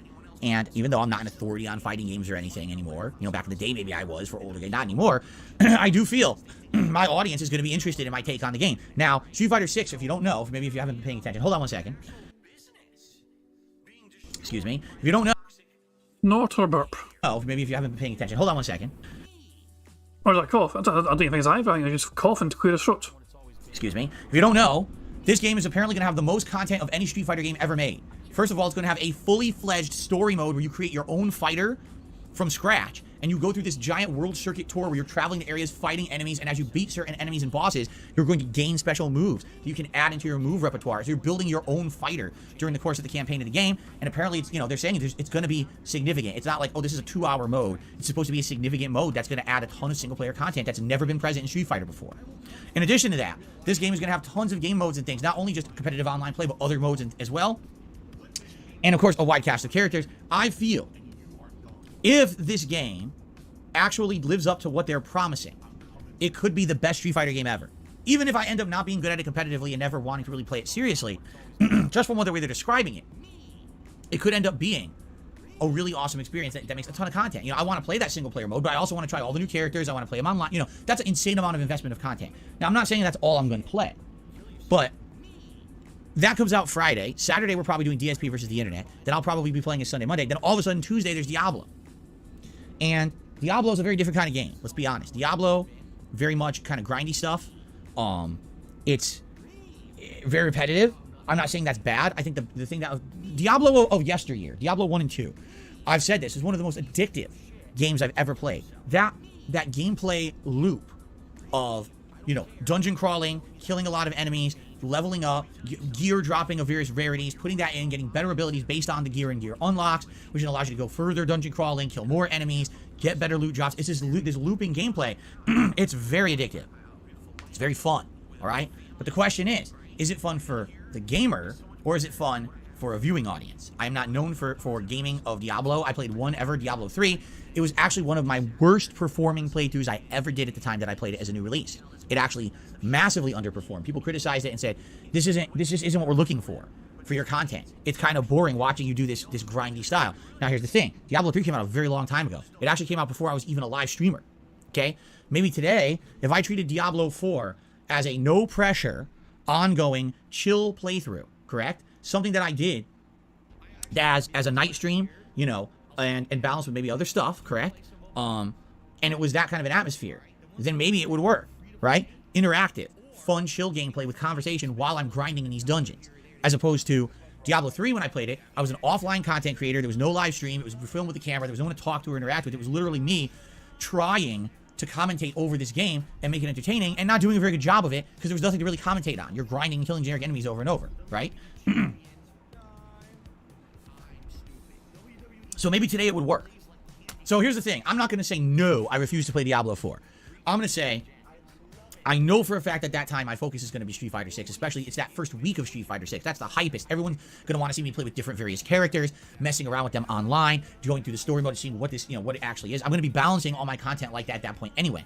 So it's certainly going to be interesting to see how it all goes down. I would like to play Diablo 4. I would. I think that's good variety of content. I mean, you want to talk about two completely different styles of game. That's, I don't think you get any further different, right? Maybe a first-person shooter. Imagine I was playing a first-person shooter, Street Fighter 6, and a Diablo at the same time. I mean, that's like three different directions of gaming all at once, right? And so, I will say this. I'm interested in Diablo 4. It's a maybe. It's not a absolutely, positively, 100% yes. Okay? It's kind of a maybe. All right? I'm interested in it. I want to see if it fits at the time. I got to read the room.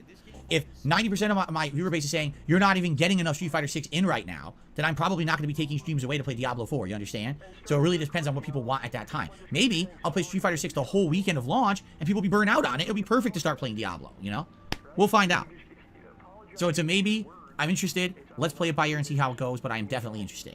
I know it's going to be a giant release. Okay. All right. Let's take a look here. So I received a $1 tip from Gamer Guy again. He says Snyder's Justice League was always meant to be 4 hours. It was Warner Brothers that pressured him into cutting it down into 2. Unfortunately, Zack's daughter, yes, I know about that. She took her own life. That caused him to take time away from the movie. Then they brought in Joss Whedon to finish the cuts, and he butchered everything, even pushing Ben Affleck to alcoholism. Gal Gadot also stated he was very unpleasant. Yeah, I've actually now, just recently, I've been seeing a couple things that Ben Affleck has been saying about it, about the reshoots with Joss Whedon, and he basically is saying things like, it made him reevaluate his life. He's like, I'm so miserable. I'm here without my family. This is an awful time. No one's having fun. You know, it's really a terrible experience. And why am I doing this? I don't have to do this. I don't need this. Yeah, if you're Ben Affleck, you probably don't need it. He's right. Right? If it really was that bad of an experience, fuck these people. Right? And now no one likes Joss Whedon. It's funny. Like, he's basically been, like, he's out of the whole industry, right?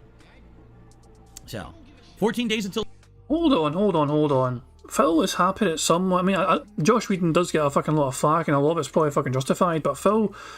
Isn't, like, Phil usually kind of against the whole kind of thing of, like, shitting on somebody and who might lose their fucking livelihood? Usually Phil's like, that's a fucking terrible fucked up thing to fucking do. This person's a terrible person, so they fucking probably deserve it. Phil, you're a terrible fucking person.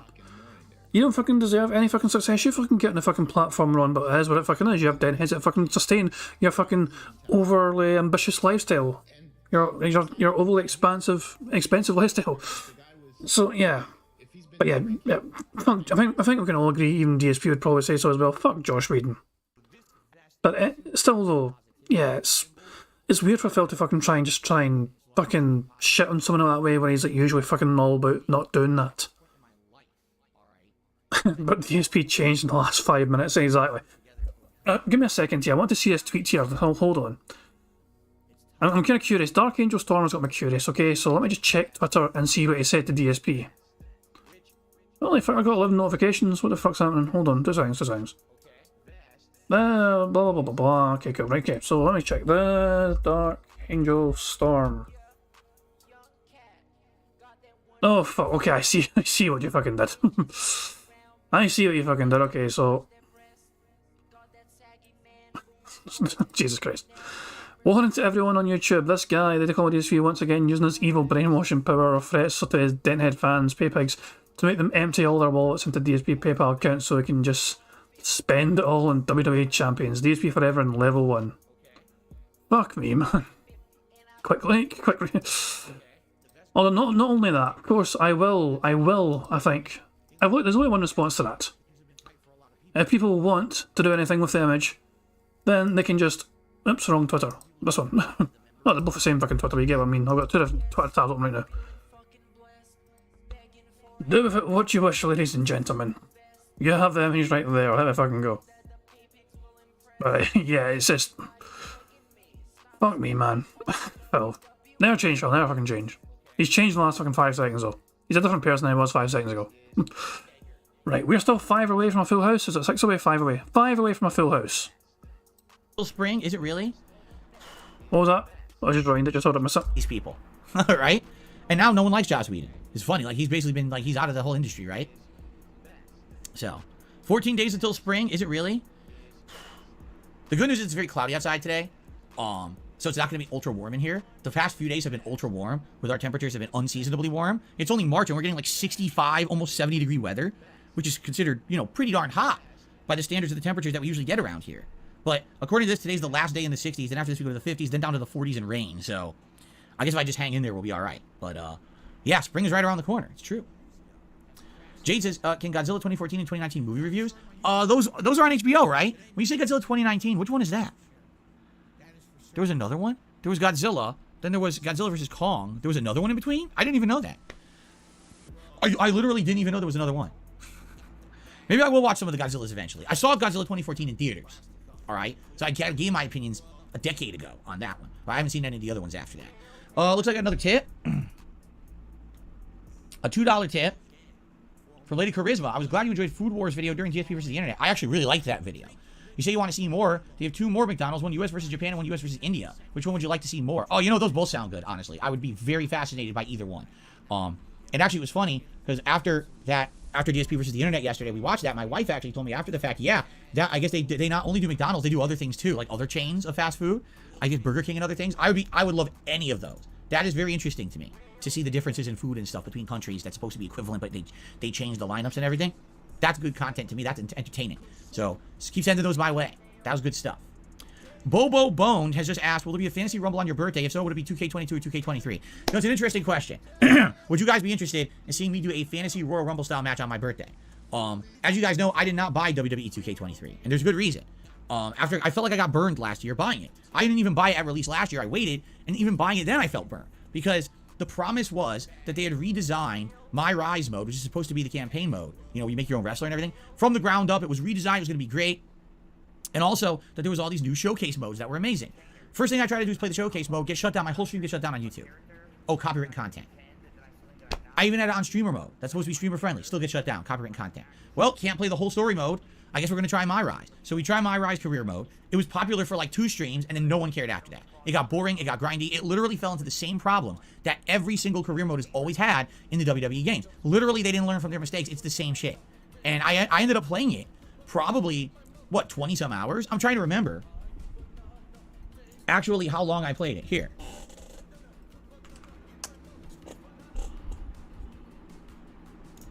I must put his face down. WWE. Shut up, bitch! I played it for 28 hours. I played the game for 28 hours, guys. And then I just ended it. Like, it wasn't even the end of the mode.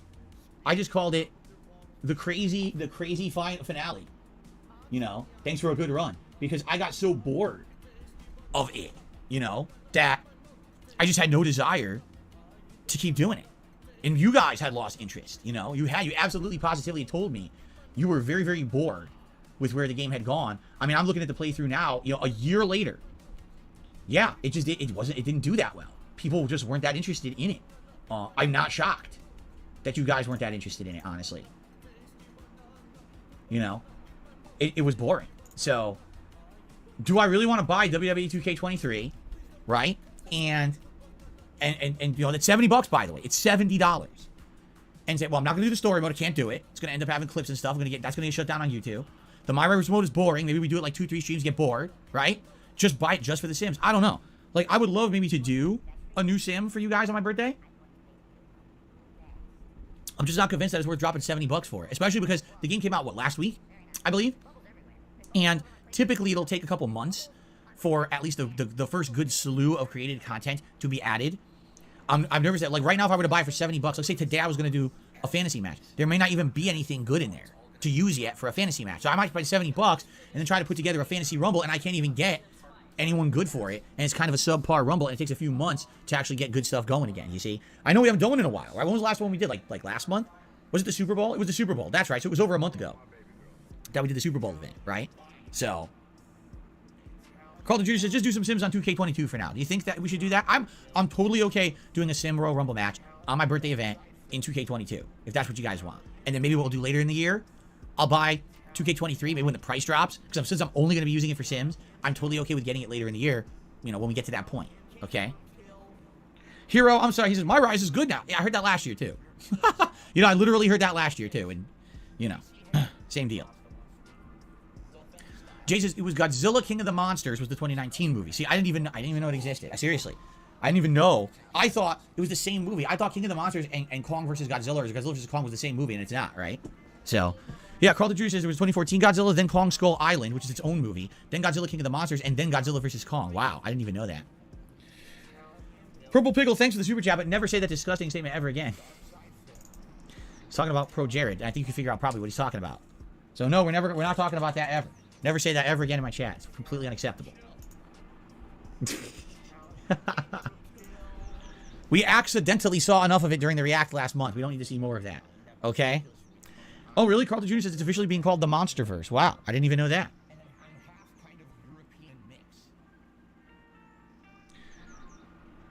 All right, guys. We have gone pretty long on the podcast. It's been a good one. Thank you for watching. Thanks for being interactive. We got great viewership.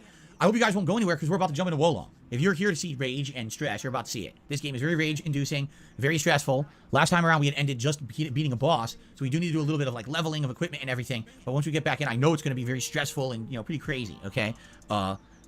So, all right. So thank you all. Great podcast. Thank you for watching. Wolong in just a sec, but in the meantime, I would just like to say that I hope that you all... wait a second. It's no longer St. Patrick's Day. So what's he going to fucking have playing instead? Don't get too jumpy. What the fuck is this? What in the fuck is this fucking nonsense? Fuck off.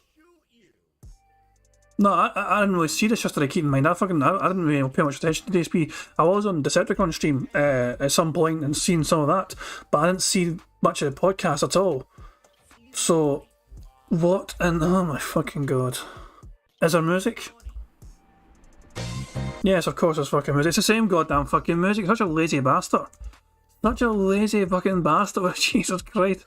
Couldn't even fucking do, like, you know, he could have played House of Pain, jump around like a fucking bunny, you know? He's no creativity in his soul whatsoever fucking ever, you know? Nothing. It's just, no, I'm just gonna fucking play the same Street Fighter fucking music. Fuck it. Or whatever the fuck it is. Jesus Christ. Okay, let's set up. Actually, I do need to take a formal break today, guys, before... oh, a formal break? That means he's going to advertise and monetize their asses. Before we start with gaming, nature calls, and especially when I'm playing a game like Wolong, you gotta be ready. You know what I'm saying? You can't have things distracting you. When at a moment's notice something could lunge out and insta-kill you, you gotta be ready for anything coming from all angles. So, if you bear with me, I'll take about a few minutes break, a very small break, like 5-10 minutes break, not even 10. You know, I'm just gonna use the bathroom and come right back, and then we're jumping right into Wolong. Okay, guys? Thanks. I'll be right back. So he said that at 12:40 p.m. I'm going to fast forward. I wonder when I'll be fucking back. Oh, there's ads as well, of course, you know what I mean? So, that's not actually Phil. That's a fucking picture. Is he still away? He's still away. He's still away. Oh, he came back. And what time did Phil come back at? To do. Fair. You guys know how. Alright, guys. Hold on. There we go. Alright, guys, I'm back. Give me a second here. I'm going to turn the fan up because I feel I'm going to need it. I definitely feel like I'm going to need it. Let's put it that way. With this game. You guys know how much this game pisses me off. And I just said to my wife, alright, so just so you know, I'm just about to swear. I'm about to start swearing like, you know, crazy loud when I play this stupid game. Right? So there you go. Okay. We'll go here. So what time is it? Why can't I see the time anymore in Phil's stream? I get your mind so long as away for fuck's sake, man. It's probably fucking 15 or so. Who the fuck knows? I don't know. Oh no, is it a time fucking vanished for Phil? I don't know. We turn the fan up. I got a couple shout outs to do. And he fucking waddles off again. Turn on maximum. I know it says 100 likes, you know, but that's just like, we're behind Phil by maximum fan blast. 40 minutes. Right? Maximum. Alright, so, already getting people out of here. Just so you guys know, no drama. Oh, he's banning people. I'm getting people out of here, no drama. Fucking hell.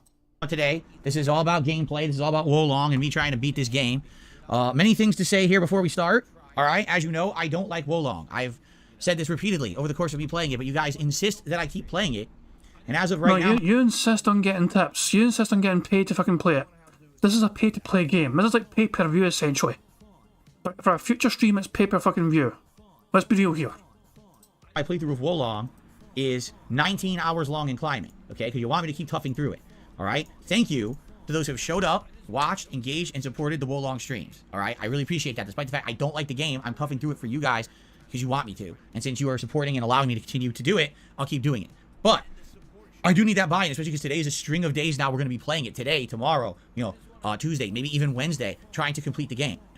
Okay? So I hope that you guys will join me for this journey and support me through it. That being said, no drama. It's done. We're not talking about that crap anymore. And if I see people bringing it up, you're out of here. It's not, you know, we're not doing that. All right? There's just no point to bringing up crap anymore. You know, yeah, we had a couple days of drama. Big deal. Back to normalcy. No baloney. Okay? Sound good? Okay. A couple shout outs here. I received a $2 tip. Anonymous tipper says your Resident Evil 4 remake playthrough will be a streaming event of the year. I'm excited to see you experience it and hear what you think about it. All right, thank you. I'm excited. Definitely. No. The streaming event in a year has already happened. It happened in a Side Scrollers podcast on Thursday. That was a streaming event of the goddamn year. That shit should have won awards, man. Honest to fuck. To you experience it and hear what you think about it. All right, thank you. I'm excited. Definitely my Resident Evil 2 harder difficulty playthrough. I can't remember what the name of it was in that one, but that was a crazy one and everyone loved it. It was a rough experience for me, but I got through it, and you know, ultimately at the end of the day, it was worth it. So hopefully the same thing happens with Resident Evil 4, right? Okay? So, Lady Charisma has tipped me $4 having a deep dive into WWE 2K23 since the 13th. I say upgrades are only noticeable if you're a diehard fan. My Rise does feel more streamlined, but it is still kind of grindy mode in some parts. If you do pick it up in the future, why not do a sim rumble like you did back when Fire Pro came out? Take pics from the chat and do it on stream. What do you mean by pics from the chat exactly? Because you're referencing Fire Pro, but I'll be honest with you, I don't remember what I did with Fire Pro. I know that there was a lot of created wrestlers in that I used in characters, but I don't 100% remember exactly. If you could give me a little bit more of an idea of what you mean by that, and you don't have to, you know, tip again to say, you can just say in the chat, just tag me, but yeah, I'm a little confused as to what exactly, because that was many years ago, Fire Pro, right? Okay. Just listen to this. Number 2 did a super chat. Says, if you invite Adam Krigler to your React channel for an interview, that would get tons of views. There's no way he's coming to my React channel to do an interview. Absolutely, positively, no way on earth do I believe that he would ever show up over there. No way. Wow, he actually didn't lean him. He actually fucking read it. He was condescending about it, but he actually answered it normally. And the fucking person was not banned or leaned or whatever. There's no way. To be fair, I think I've got to agree with Phil on this one. Adam doesn't give a shit about Phil. He endured him for 5 straight hours before. Why the fuck would he want more of that shit? No, he's done with him. He's had enough of his fucking bullshit. I think they enjoyed their controlled environment there. Oh, fucking there's a fucking pot calling the kettle black right fucking there. They enjoyed their controlled environment. As if you fucking don't enjoy yours, Phil. You fucking massive habit. Jesus Christ. Pot meets kettle. But I guarantee you he ain't coming for an interview there. I'm not wasting my time. Anime Slayer, the super chat. Have you tried appearing offline? No, it doesn't work, sadly. It just doesn't work. Thank you, Anime Slayer. Or is it? I'm sorry, it does nothing. Is that what the response is supposed to be? I forgot the meme. It's been a while. It's an old meme. I forgot the meme. It does nothing. Okay, Toa, thank you.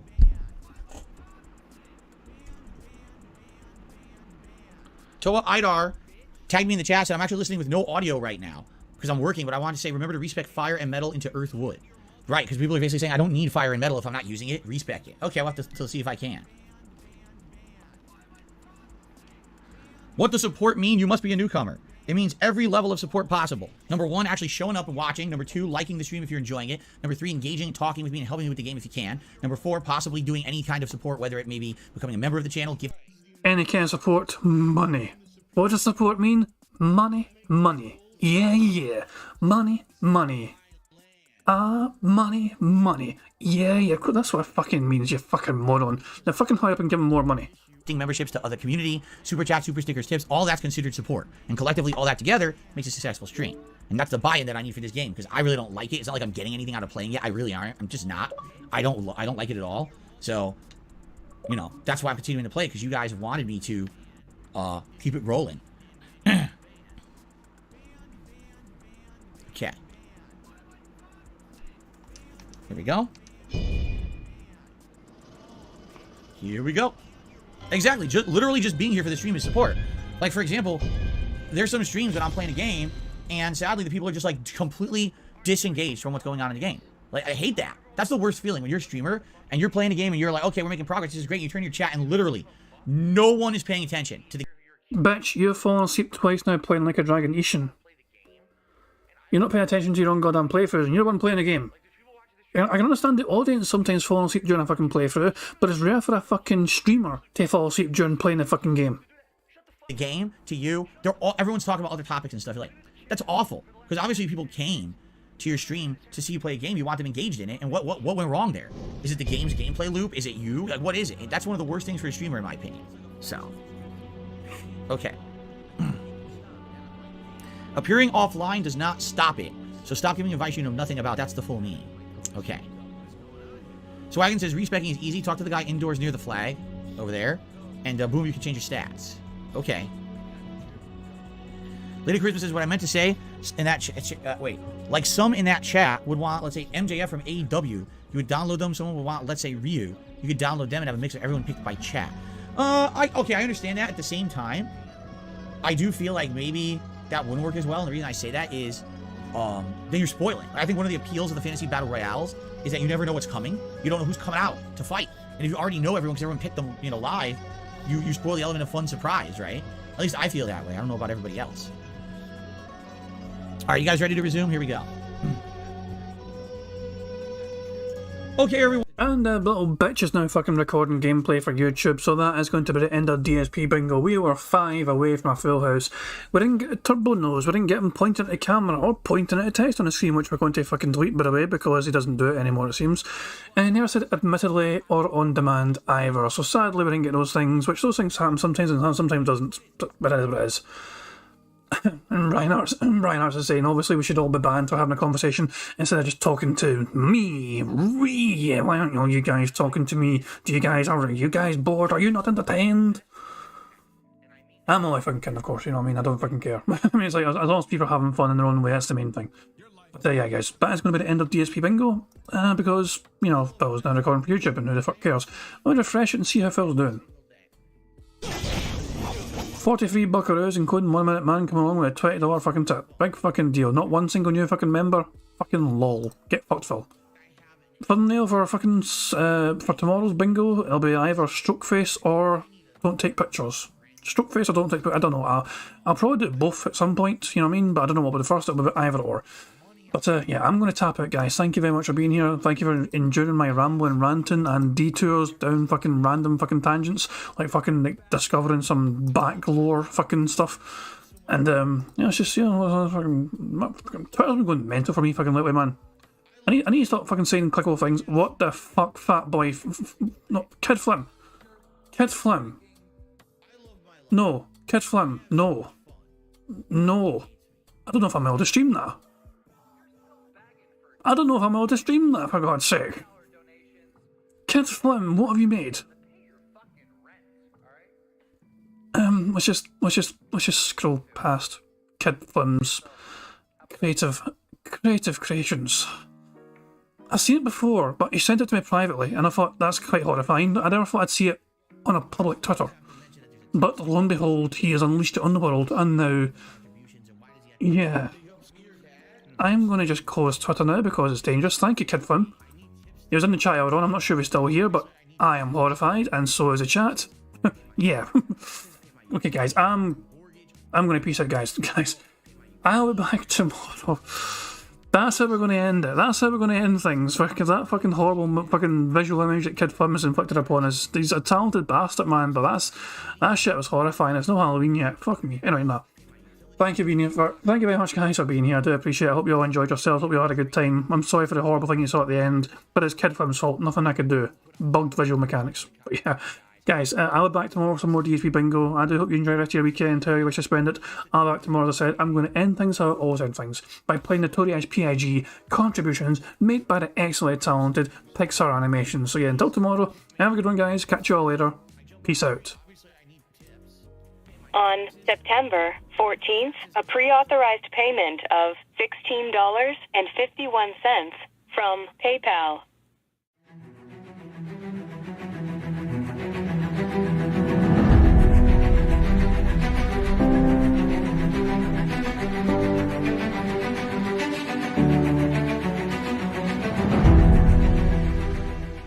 All right, Luna Mills has tipped me $1.30. It says, "I'm back. What's your favorite type of shower?" When you're showered in money. When you go outside, all of a sudden, greenbacks start falling from the sky, and you raise your face up. You're like, oh, you start dancing. You go, oh, money, money, yeah, yeah. All right, I don't know what the hell you're talking about, but thank you for the first tip of the day.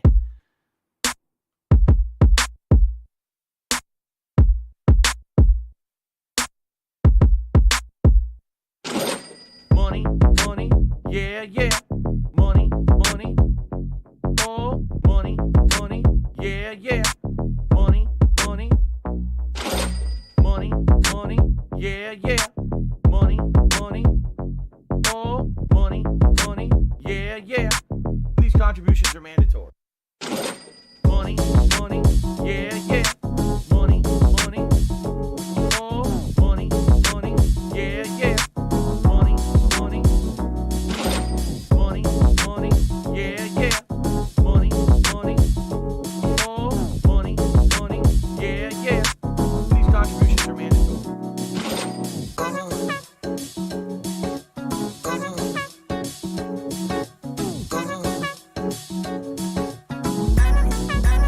Show me the money.